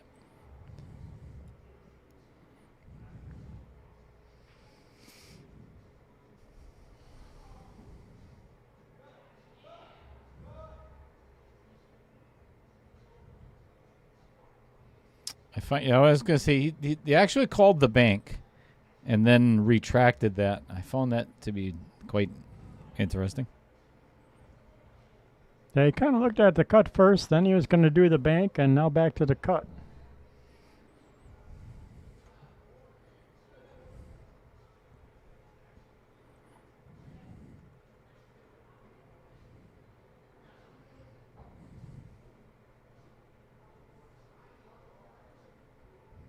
This is where I'll show it afterward. Duncan he's squirming a little bit in his chair over there, because that's the nature of the beast when it comes to these matches. There's nothing you can do about it. Your opponent is up, and they're just draining the clock. You're just watching that clock run out on you. And there's not a damn thing you can do. Yeah, time is against Duncan at the moment.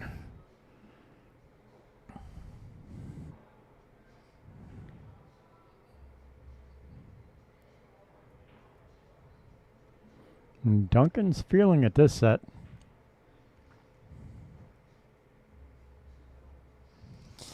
After the first set, I was seriously thinking, like, this is going to be a very early evening, and now we're going to a third set.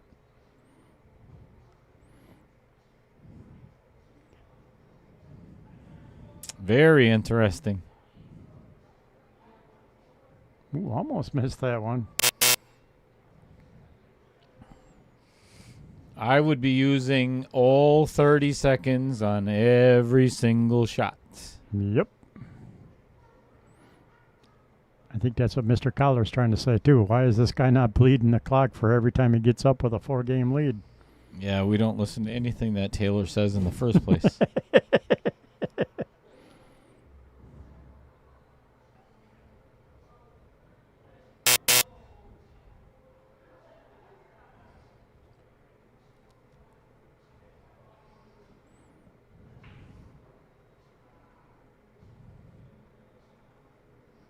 Go Brewers.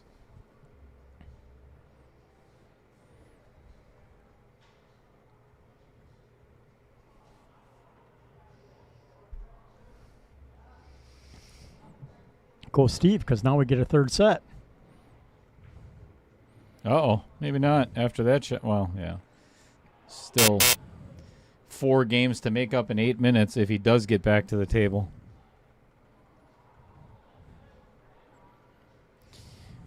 Steve Kilburg is one of the players in Wisconsin that has played in almost every KO challenge that I put out there. He's been on this stream many times, and he's not afraid to play against the best. I like it. Oh, nice cut. Nice cut. Wow. If only we had an instant replay of that shot.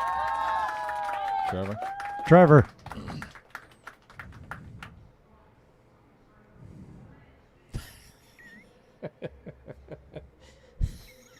You can always mute your TV there, buddy. I think you misunderstood his comment.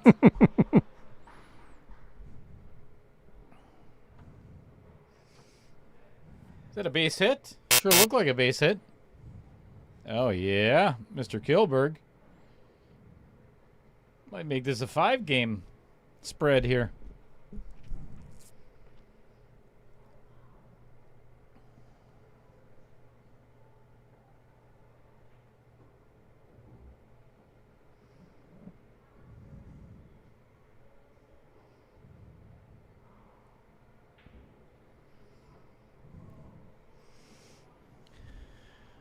I'd like to see the third set get tied. Ooh, that'd be fun. I think I know who would win in a shootout, though.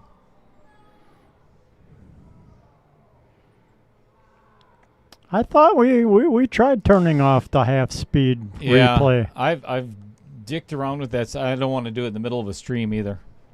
But I've screwed around with that so many times already. Look at that Good shot.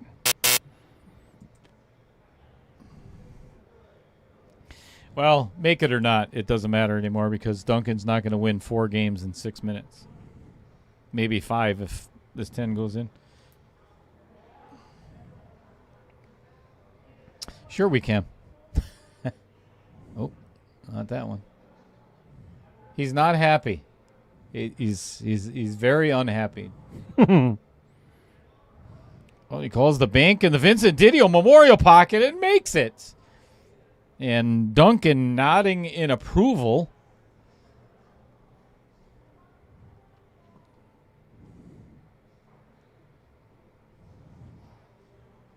Set number 3 it is. Yep, don't go anywhere, people.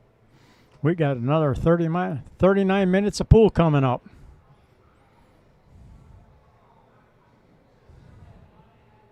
It's a perfect distraction to the Brewer game. Correct. Which is still tied at 0.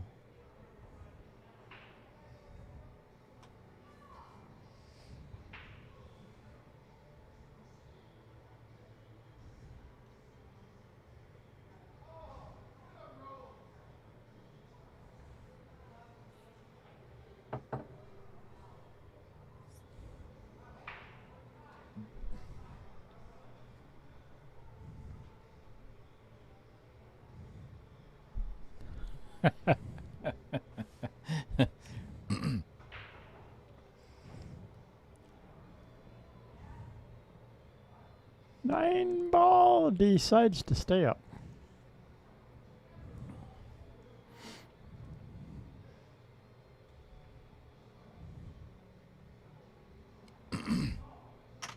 Does Duncan realize it's his turn to shoot?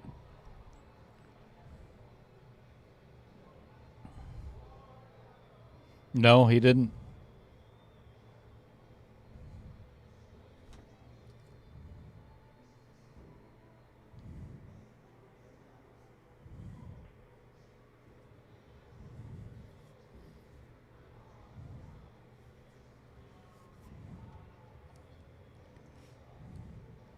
It's one thing that I've noticed about, we talked about it a couple of times, that I think the format works with the analytics of the time that's added to the clock and everything else because there's no player that is exempt from losing in these. Again, it's a 3-game spot. So the pressure is on the higher ranked player. There's no doubt about it. And it's showing in set number 2. Yep. Yeah, Duncan's been off just a hair bit once Steve won that first rack. This is how Duncan ran the whole first set. Just, like I say, in a nice rhythm and just bam, bam, bam, bam, bam, and running out. This set, he's been dogging shots. Except for this rack. And 10 isn't in yet, though. Is now. All right, Duncan made it back to 0.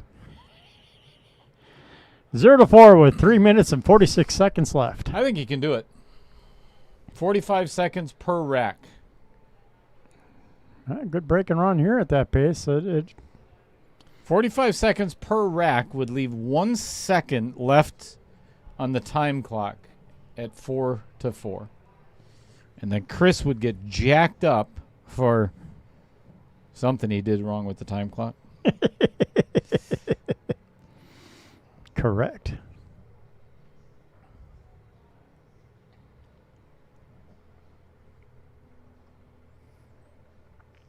See if we can get in a little bit. Whoever tips me better gets, the better time resets. That's right. $20 per 5 seconds added to the clock.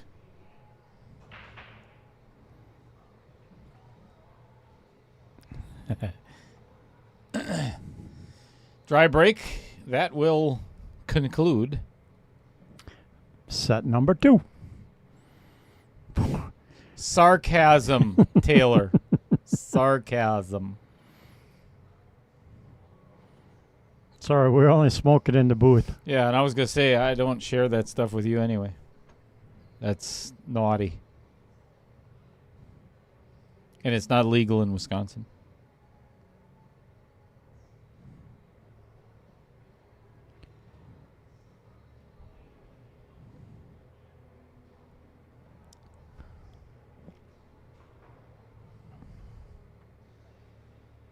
Yeah.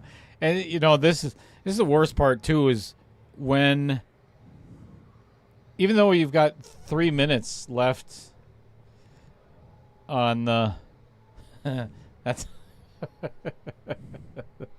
that's loss of game. I was going to say, technically, that should be a loss of game.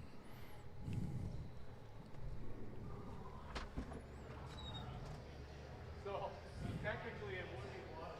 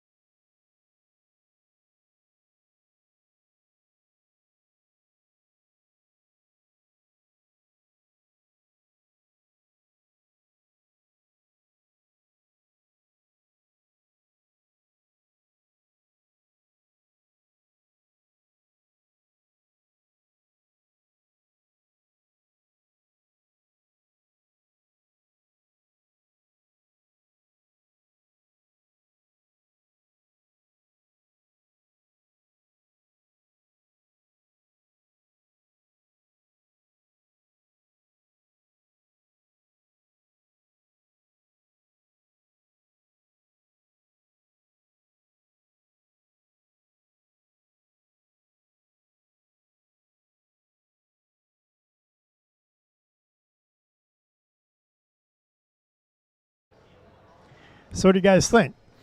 Set 3 is going to go like set 1, where Duncan just kind of dominates, and or do you think it's going to be like set 2 and more back and forth? Oh.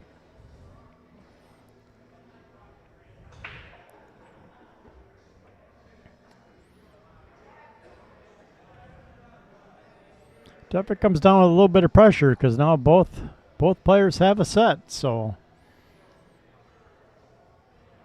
third set pulls off the win of the match. Unless, of course, they tie. Then we do the 6-ball shootout. Oh, no, 10-ball spot shot shootout.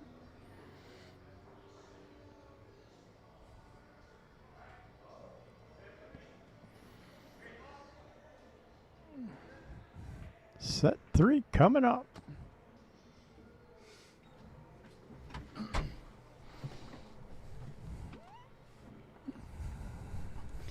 And away we go. Woohoo! Set number 3. Update the time.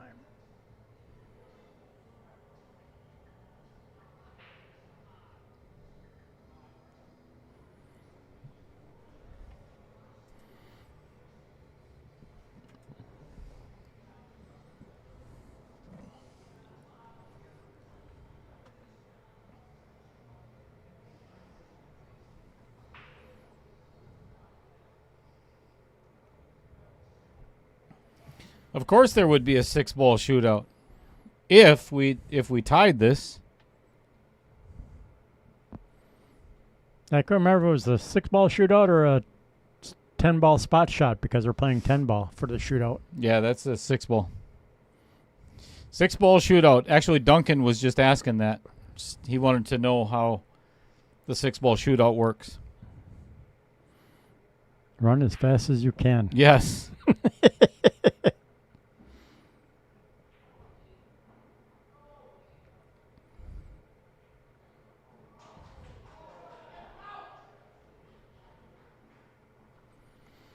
Yeah, you did pretty good that set.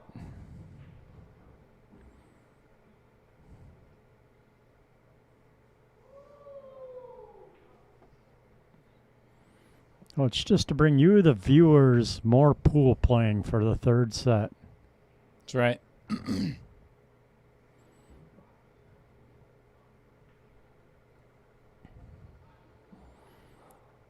We told Duncan he no longer has to sandbag. He can now go back to his game for this set.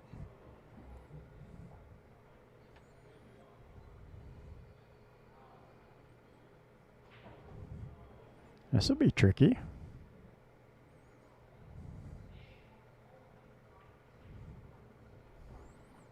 4-5 combination coming up. Well, maybe he'll try and sneak that 4-ball through there. No, I don't think so. I don't think that goes past there. Yep. Combination. Well done. Now the fun part. Well, actually, if you just get to the middle of the table from here, Yeah, you he's got a got the shot on 6 the in the 6. same. Yep, 6 in the same pocket. Right there. Yep, middle of the table.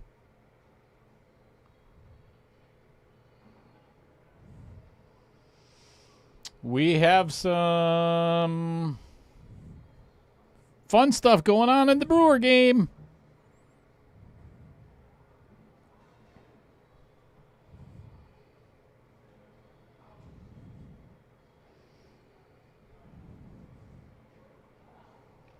Nice little shot.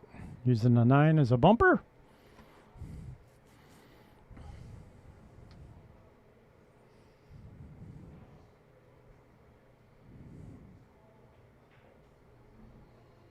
Ew. Yeah. This is a little funky for Duncan. Yeah, I think he was hoping to do a little more of a straight-on stop shot, drawn out like that to play the 8 down in the corner and follow down for the 9. He may have to go back and forth twice on this cue ball to get onto the 9. This is I don't think he can hold this. Ooh, gonna play safe. Ew. I don't think he got there. No, I don't think this is going to work out very well.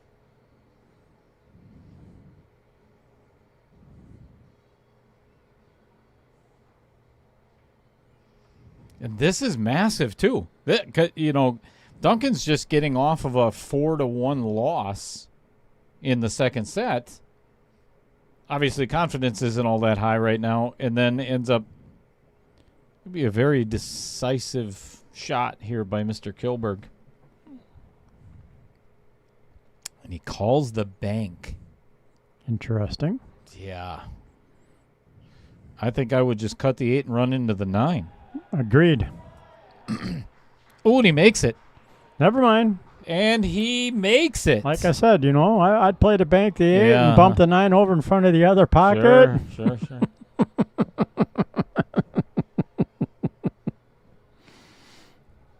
Well, the Brewers got the call, apparently.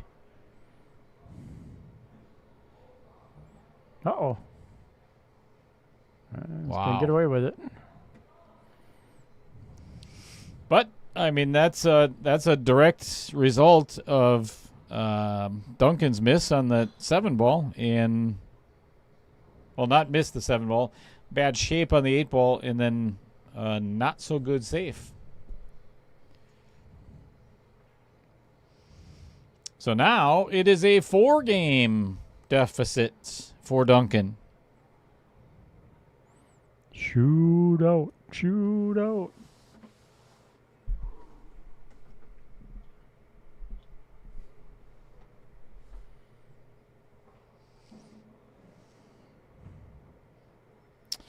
There has been some strange happenings in some of these matches. Yesterday, if you did not watch yesterday's match, that was one of the strangest things I've seen. Ken Shaw, and obviously not ever playing under the shot. Well, I shouldn't say that because he played in the Iowa Open, the UPL. Which was UPL, so that should have been a shot clock matches, yep. Just really mismanaging the clock, and that's what decided that match. All right, Duncan with a shot on the 1, and I think he can use the 9 or the 8 as a stopper for the 2 ball. 3 to the 4 might be a little tricky. The worst thing that can happen right here is Duncan can pocket the 1, Q runs into the 8 and stays behind the 9. Yep. Nope. Bumps the 9 out of the way and still uses the 8 ball. Very nice. Getting on the 3 might be a little tricky.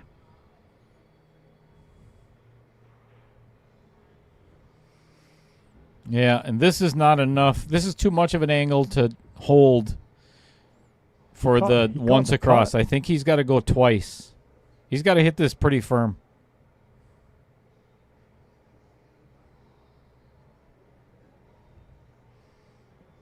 Yeah, that's kind of what I meant. He had to hit that pretty good to get back over for the 4. You can't hold that one on this table. Rails are too bouncy.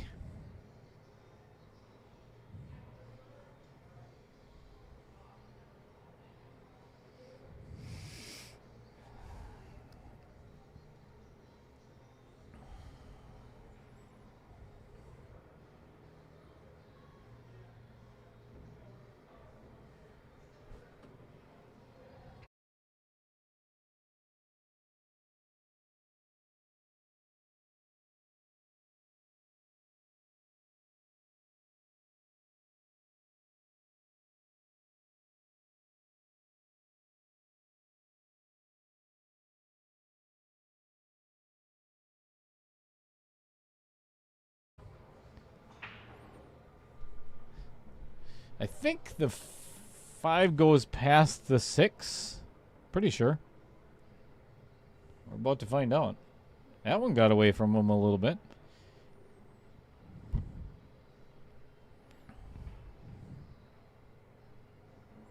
It does. Duncan getting serious now. He took his jacket off. Yeah, there's no more screwing around.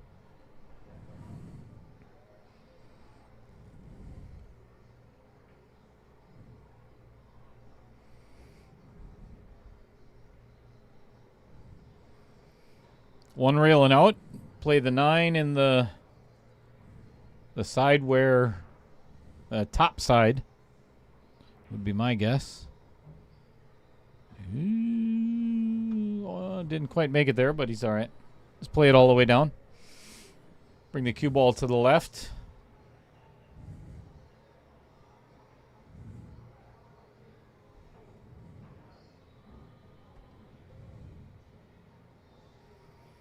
All right, Duncan to get a game back. I almost dropped all of my chips there. Yeah, Dale's trying to throw his chips on the floor. All right, let's talk about one of our sponsors. Okay.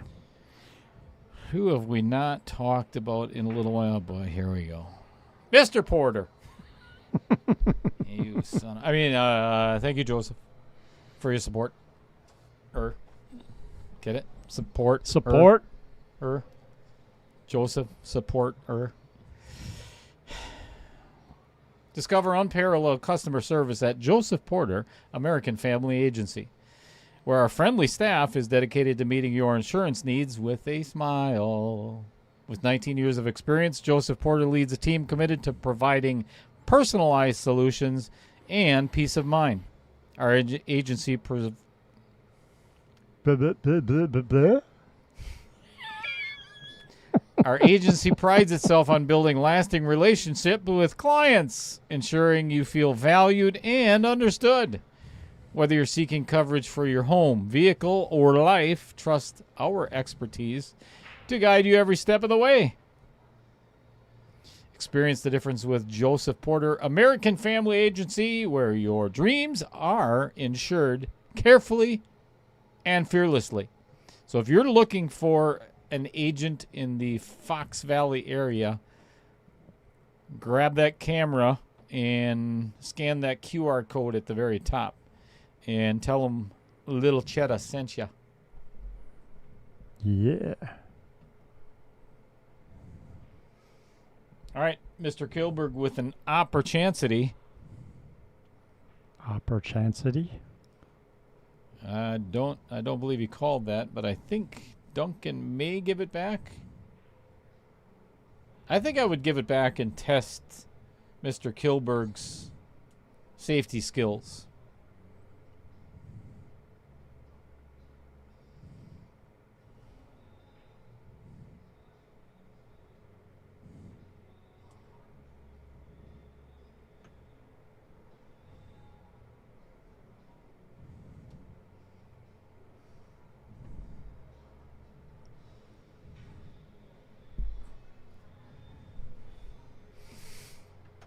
All right, you're in the third set. Your name is Stephen Kilburg or David versus Goliath.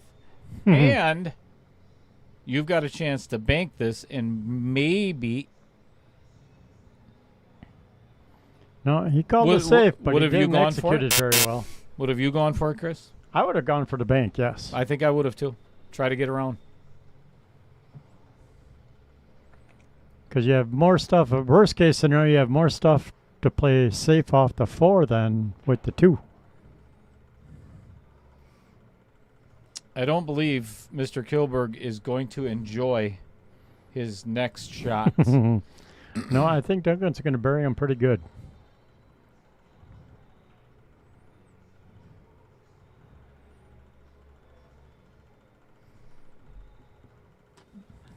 I think he might be able to see an edge of it, though.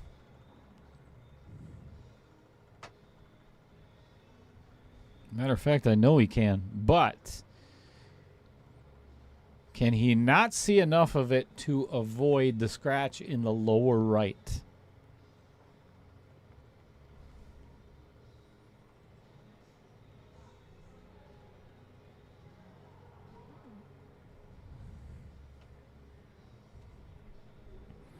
He's going to kick at it, it looks like.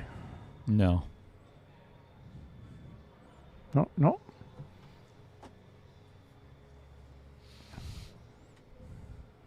Swing and a missy. Yeah, maybe kicking at it was a better idea. Now, does Duncan go for 3 foul? Only if he doesn't like the 5-6 combo. Or then I foresee Duncan running out. You higher caliber players like to run out if it's there. You know, because you can try and play safe, but you know, there's always that lucky fluke shot that somebody makes the hit or Yep, you just never know. does that crazy 3-rail bank kick, and all of a sudden it goes in the pocket, they call, and the next thing you know, they ran out, and you're like, what just happened? Here's the shot. He's going to try to play the 7 in the same pocket. You have to avoid that side pocket.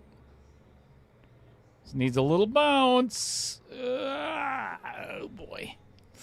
Yeah, he knew he hit that little light as soon as he shot it. Yeah, he was scratching his head immediately following that shot. He's like, that is not going to be enough speed.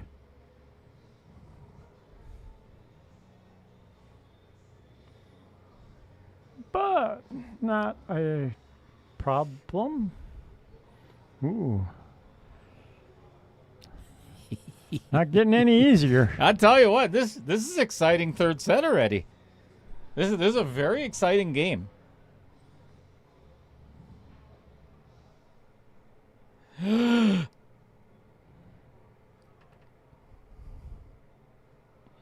Uh-oh.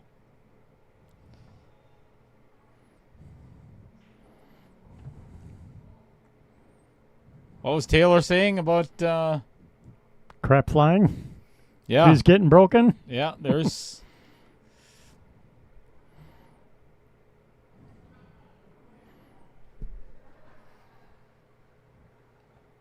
Maybe that's why he's playing with a brake butt. jump break. Shit might go flying. Oh my goodness. Ooh. That's a huge boo-boo. major mistake. And I'll tell you what, he got down and shot that way too quick. Yeah, and he's over there. Actually, Steven's over there right now telling himself, like, oh, boy, did I screw this up. Boy, oh, boy. And that. And Duncan almost screwed up. That almost bad. All right, All two right. game sprint. There's all kinds of time left in this match. Yeah. Duncan's got plenty of time to make up the 2-game deficit yet. Yeah, we got 6 or 7 more games to be played in this set. Assuming Steve doesn't win one.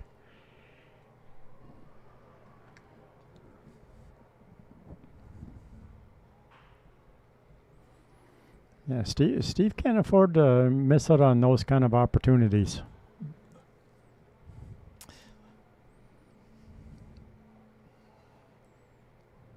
Yeah, that was like a 2-stroke and shoot where he's normally been taking his time pretty well. Mm-hmm.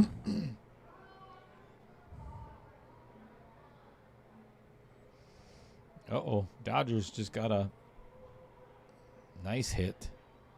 Double.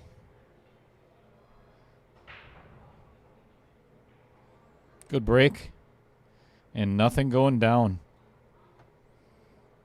And that pocket is not open. I don't think it goes past the 8. 3 ball is in a horrible spot.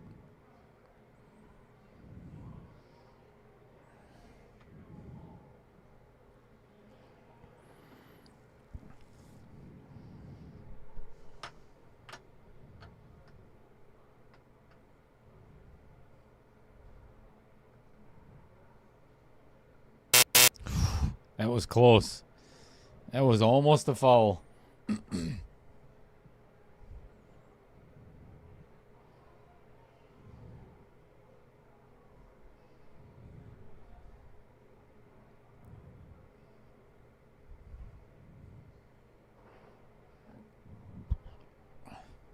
Couldn't hit that any better.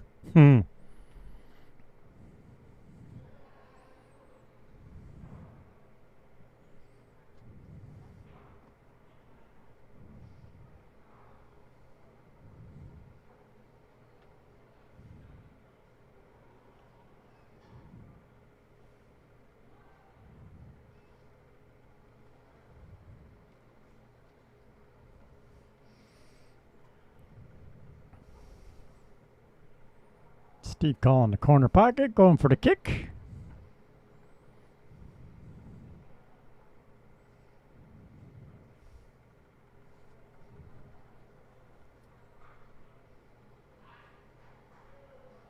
That's a big out for the Brewers there.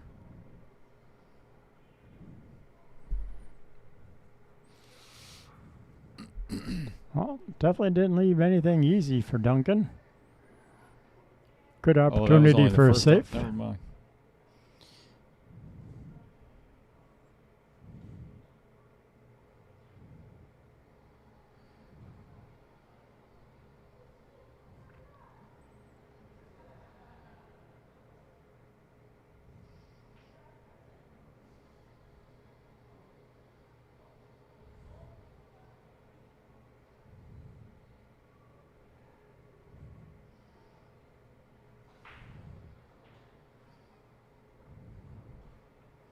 Another good Nice hit. hit.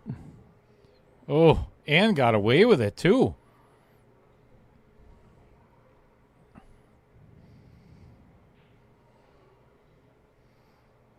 All right, Duncan's got his jump cue out.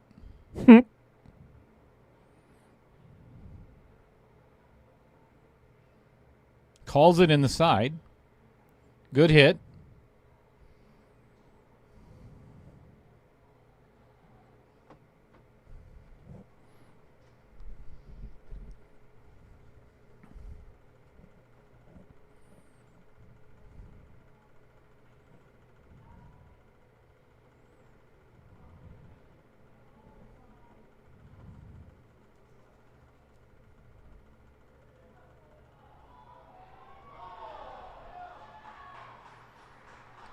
Nice attempt at putting Brewers one ball on the side. Brewers just got out of a big jam with a nice double play.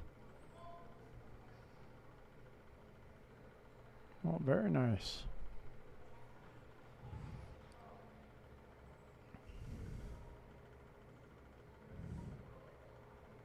Nice shot. Watch out for the 9. Watch out for the 9. Just enough. Good shot by Duncan.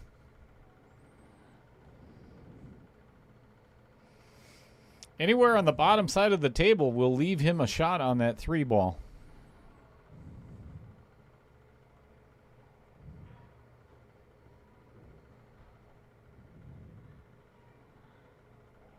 Beautiful. This is not an easy rack. This is tough yet. Unless if he gets really good on the 4 ball, yeah, this is kind of what I was talking about, because now getting from the 4 to the 5 is a challenge. Unless he can get past that 9 ball and then play the 5 up by the 8. I think that's the only way he's going to be able to get away with this. Or spin right around underneath hell. it. What's the issue here? What a shot by Duncan. That was gorgeous. That was awesome. That's because any bobbles Man, that one. I thought Oops. he missed it. Yep. And that's been Duncan over the years has been. He's such a phenomenal player. Don't get me wrong, but all of a sudden he'll get really quick, and he'll miss one of the easiest shots you could ever imagine. It's that split second lack of concentration. Yeah, little. This is for granted, straight in, not a problem. And we've all done it. Yep.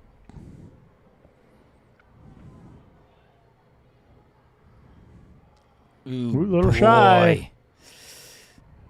This is just like the last rack or the one before. So, I'm actually surprised he's not cutting that up in the corner and come around 3 rails of draw. It's because of the side pocket. I think he can draw past it, though. No way. You have to play this in the side. That's a good shot. That's a really good shot.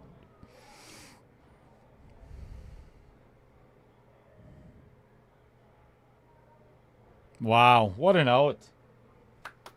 What a great out by Duncan. 0-1.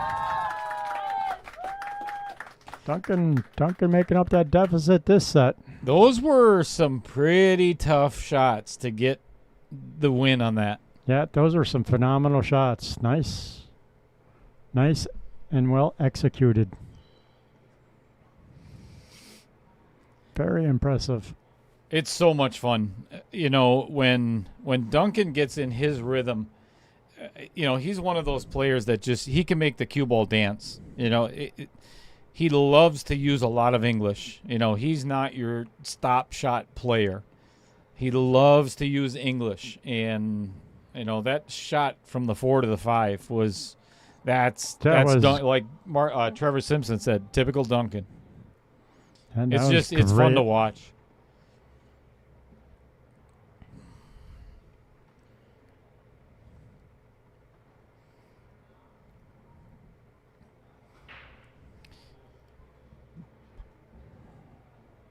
Got a ball down, I believe.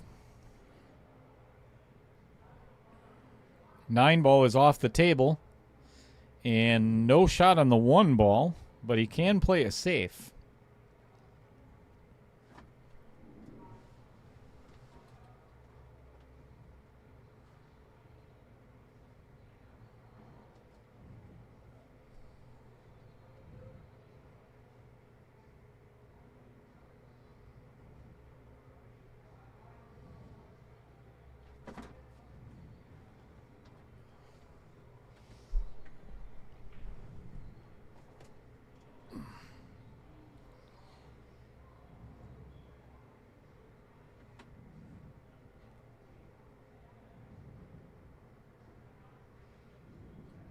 What's going on, Dumper Dan?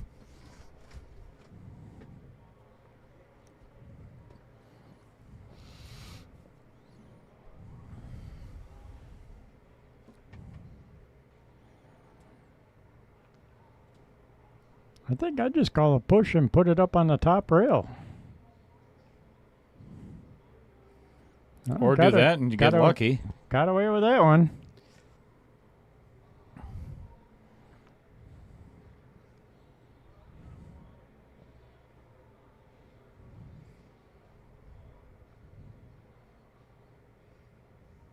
Very nice.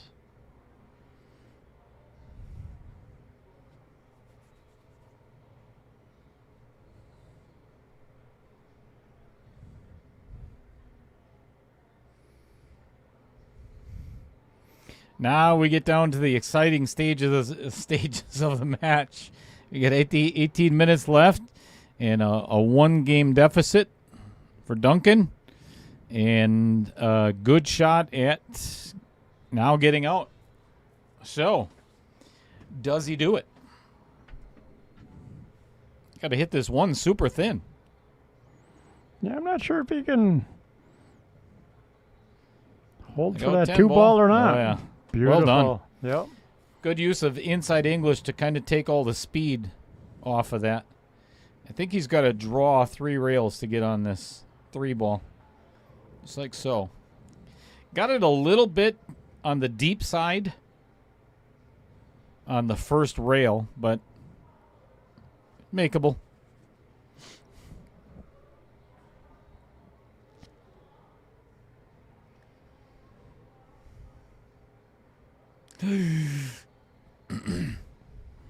Trying too hard to hold for that 4 ball. Yep, indeed.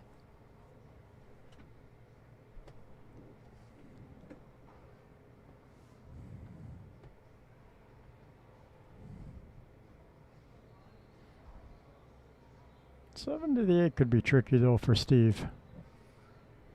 I think the 4 to the 5 might be, 5 to the 4 might be, 3 to the 4.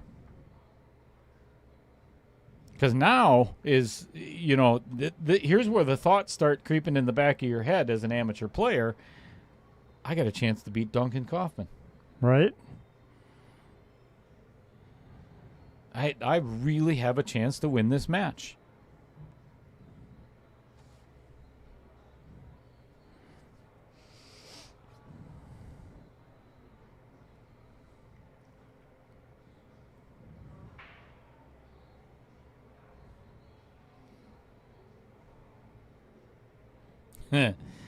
I gotta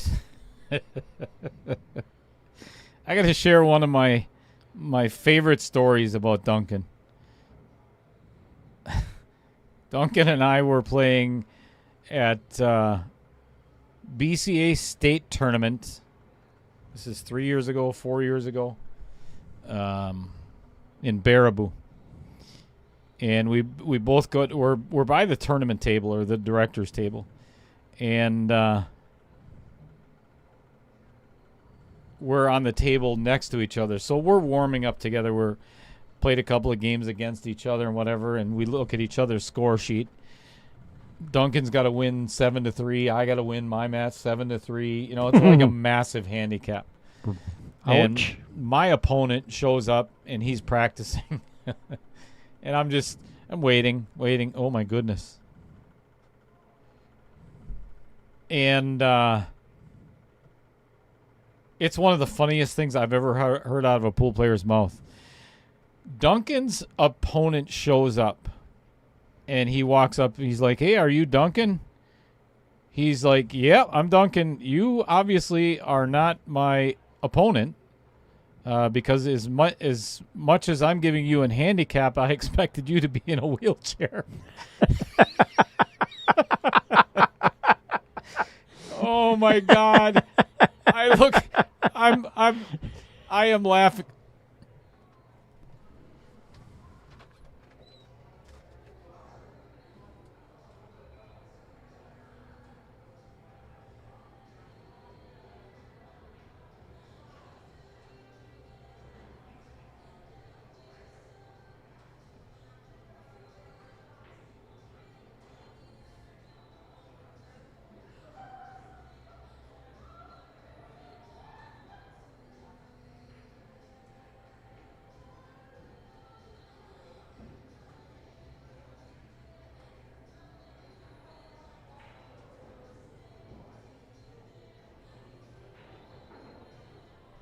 All right, we are now tied up 1-1.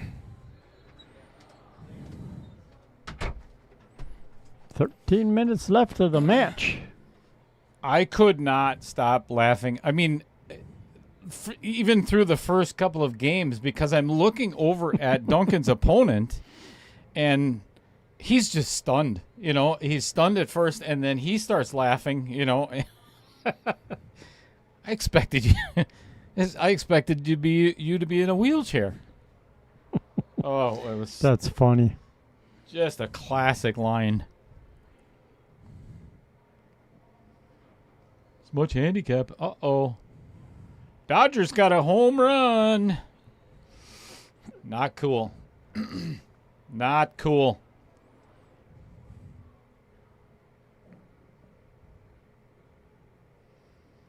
Freeman jacks one out.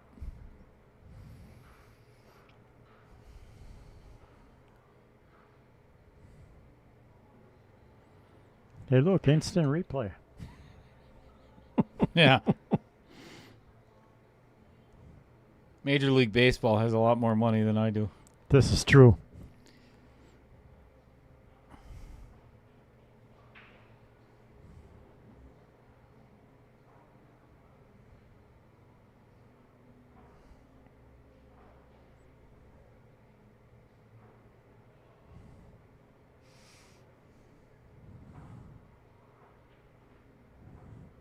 Good shot by Steven.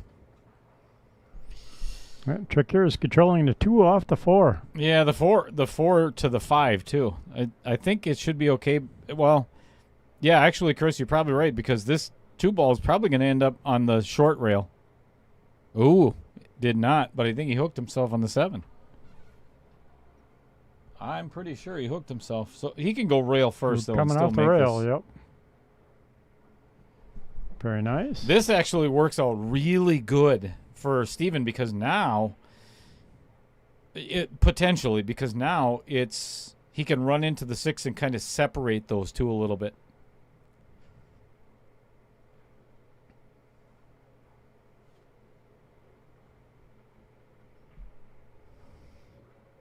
Yeah, sometimes it can bite you right in the rear end, too. This is a really easy safety for Mr. Kilburg, though. If you look at... He can just drift forward and lock Duncan on the backside of that 8 ball.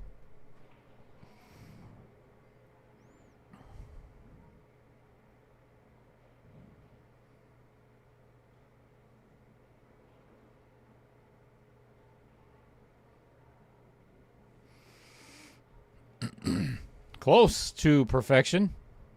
Did not quite get behind the 10 ball. This is where Duncan shines, where others do not. Playing the two-way. Bank in the lower right. And maybe stay behind. Ooh.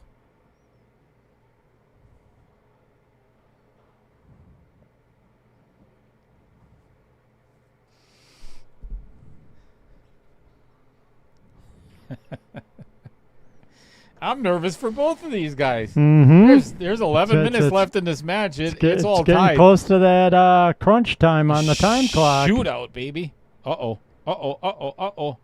You'll be fine.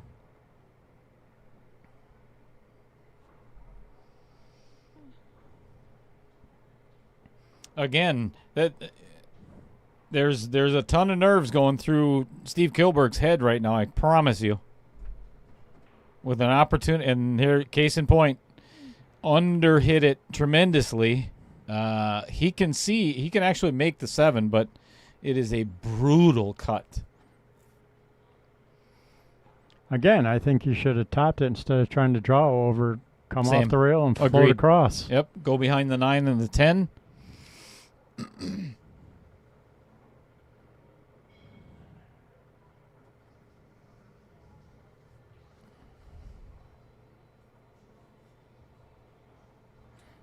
This is a huge game for both players.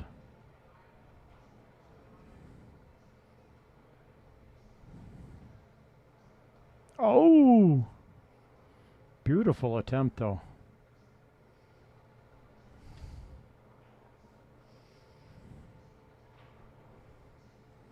This one, you just hit the right side of the 7 and drift forward a little bit. Yep, right there. And a little firm. Manageable.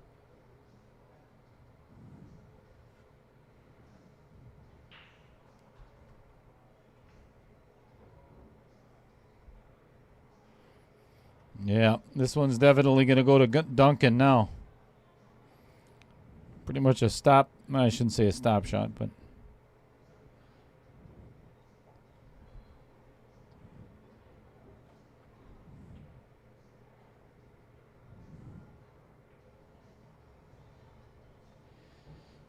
One game lead for Duncan. A huge opportunity gone by again for Steven. And again, he's under 500 Fargo, so that is to be fully expected. Would never berate a player that's under 525 unless your name is Roger Pregler. Or there's one other person that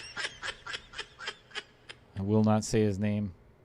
Why, because I'm sitting next to you? No, Oh. no, it's not you.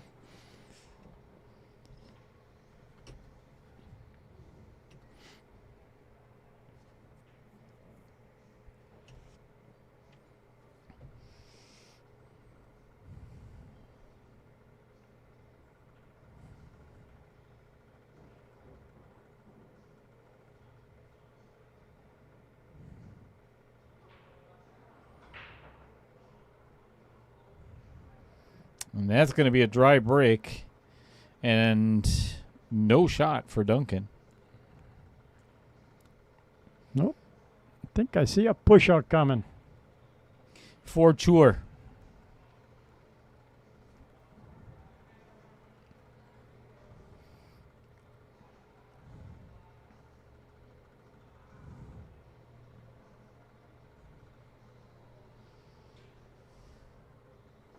Yep, indeed, Trevor. Yeah, this is this is a rough position for Mr. Kilburg.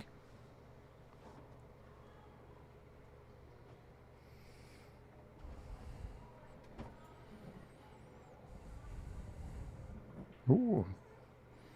Nice hit by Duncan. Yeah, and he got what he wanted too. He got behind that 5 ball.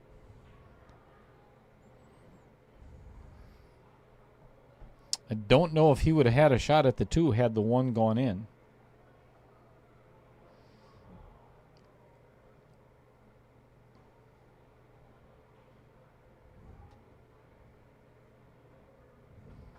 Good hit. Beautiful hit.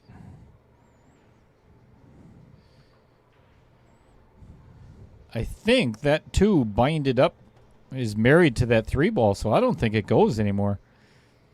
I foresee Duncan playing safe here and put Steve right behind that 4. I don't know if that was the way he intended it. I don't think. No, definitely not. He just walked past the booth shaking his head like there was something loose in it.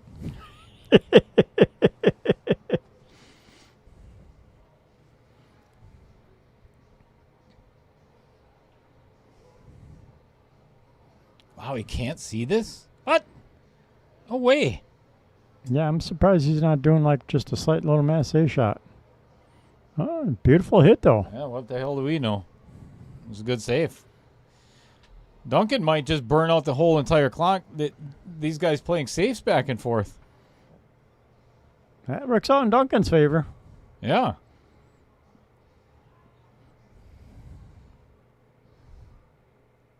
Nothing wrong with that.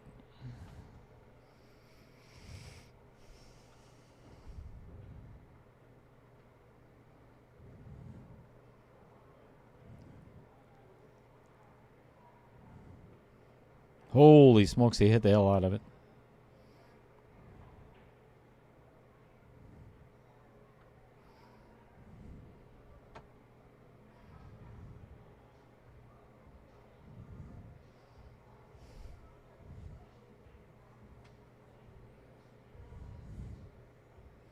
That's a good shot.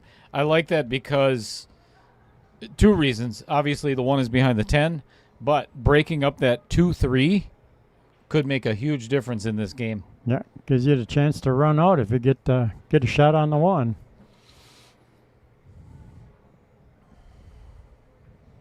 Ooh, nice hit. Oh, no doubt. Oh, boy. Uh-oh. Is he gonna get Oh, away with look it? at this. Oh, very nice. Whee!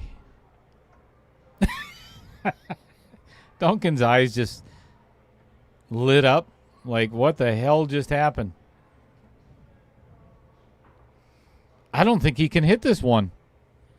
I mean, it's Duncan Kaufman, don't get me wrong, but I don't think he can hit this. The 7 is huge. The 8 is huge. Yeah. Caught the 8.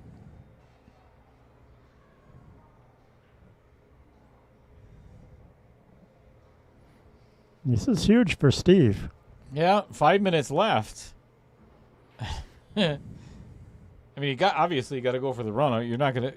The odds of you 3 fouling Duncan Is are slim. not very good. Correct. Not very good unless you lock him up tight. Uh-oh, he's already in trouble. Now he's got to play a 2-3 combo. He did not want to hit that 7 ball. No, that was definitely a little bit of a boo-boo.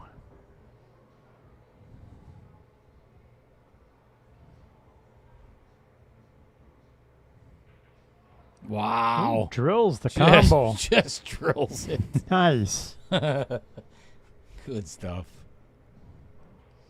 We could have a shootout. Well, he's got to get on this 4 ball. That's no easy task. Oh, Perfect. Look at this. A little steep behind it, but a little longer shot in the 5. It should be all right. So a little known fact, or Ooh. trivia, I should say. Well, I like trivia. It's trivia about Little Cheddar. Ooh, even better. The first time that... Let's see, how do I make this more exciting than what it isn't? So if you look Get up there. at Duncan's bridge, how he bridges for the cue. Excuse me. Bless you. Thank you.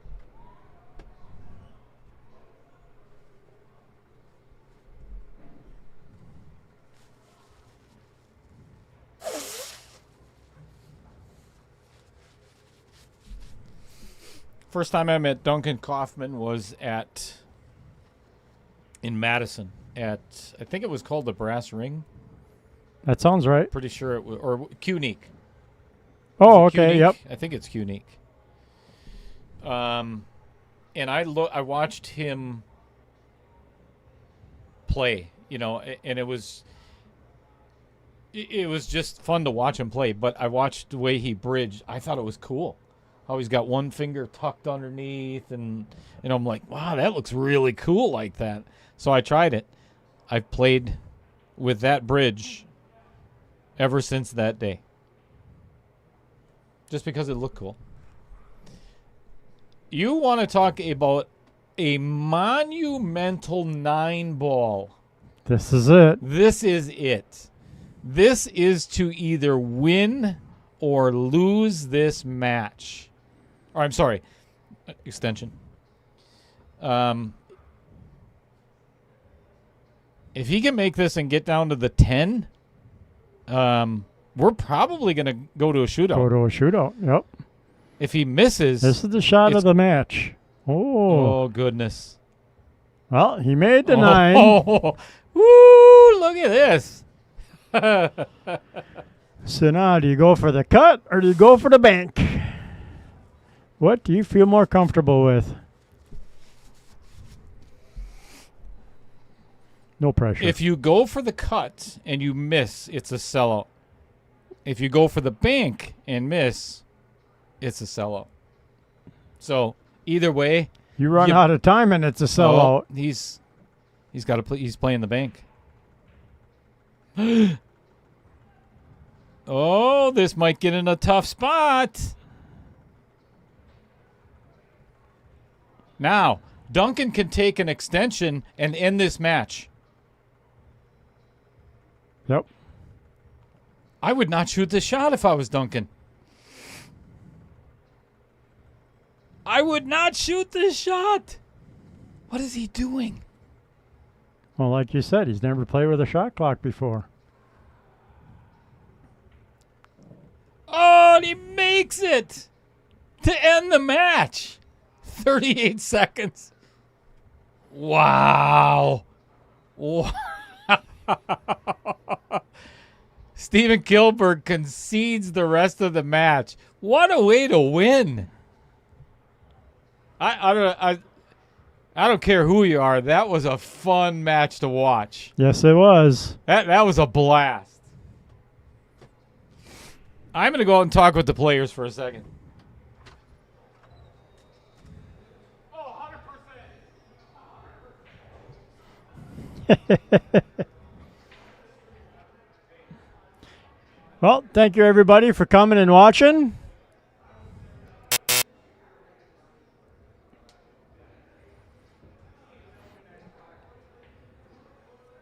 Yeah.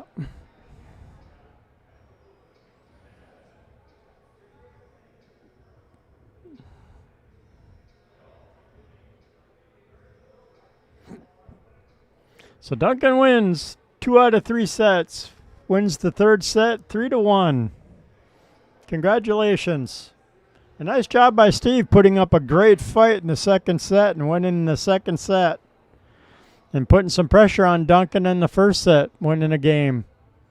And getting that 4-game.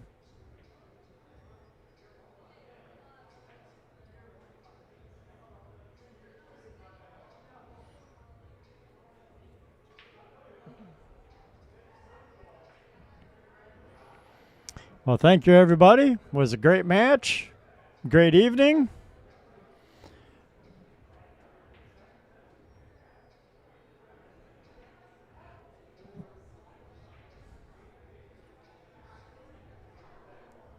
Hopefully Dale doesn't want to talk anything else because I think I'm going to roll the credits and kill the stream for us. So thank you, everybody, for watching, tuning in. Tomorrow night's match, I don't remember if it's at 6 or 7. I think that one's also at 6. Could be 7 because Mr. Schultz is coming from the Wausau area. But anyways, Thank you, everybody. Appreciate it.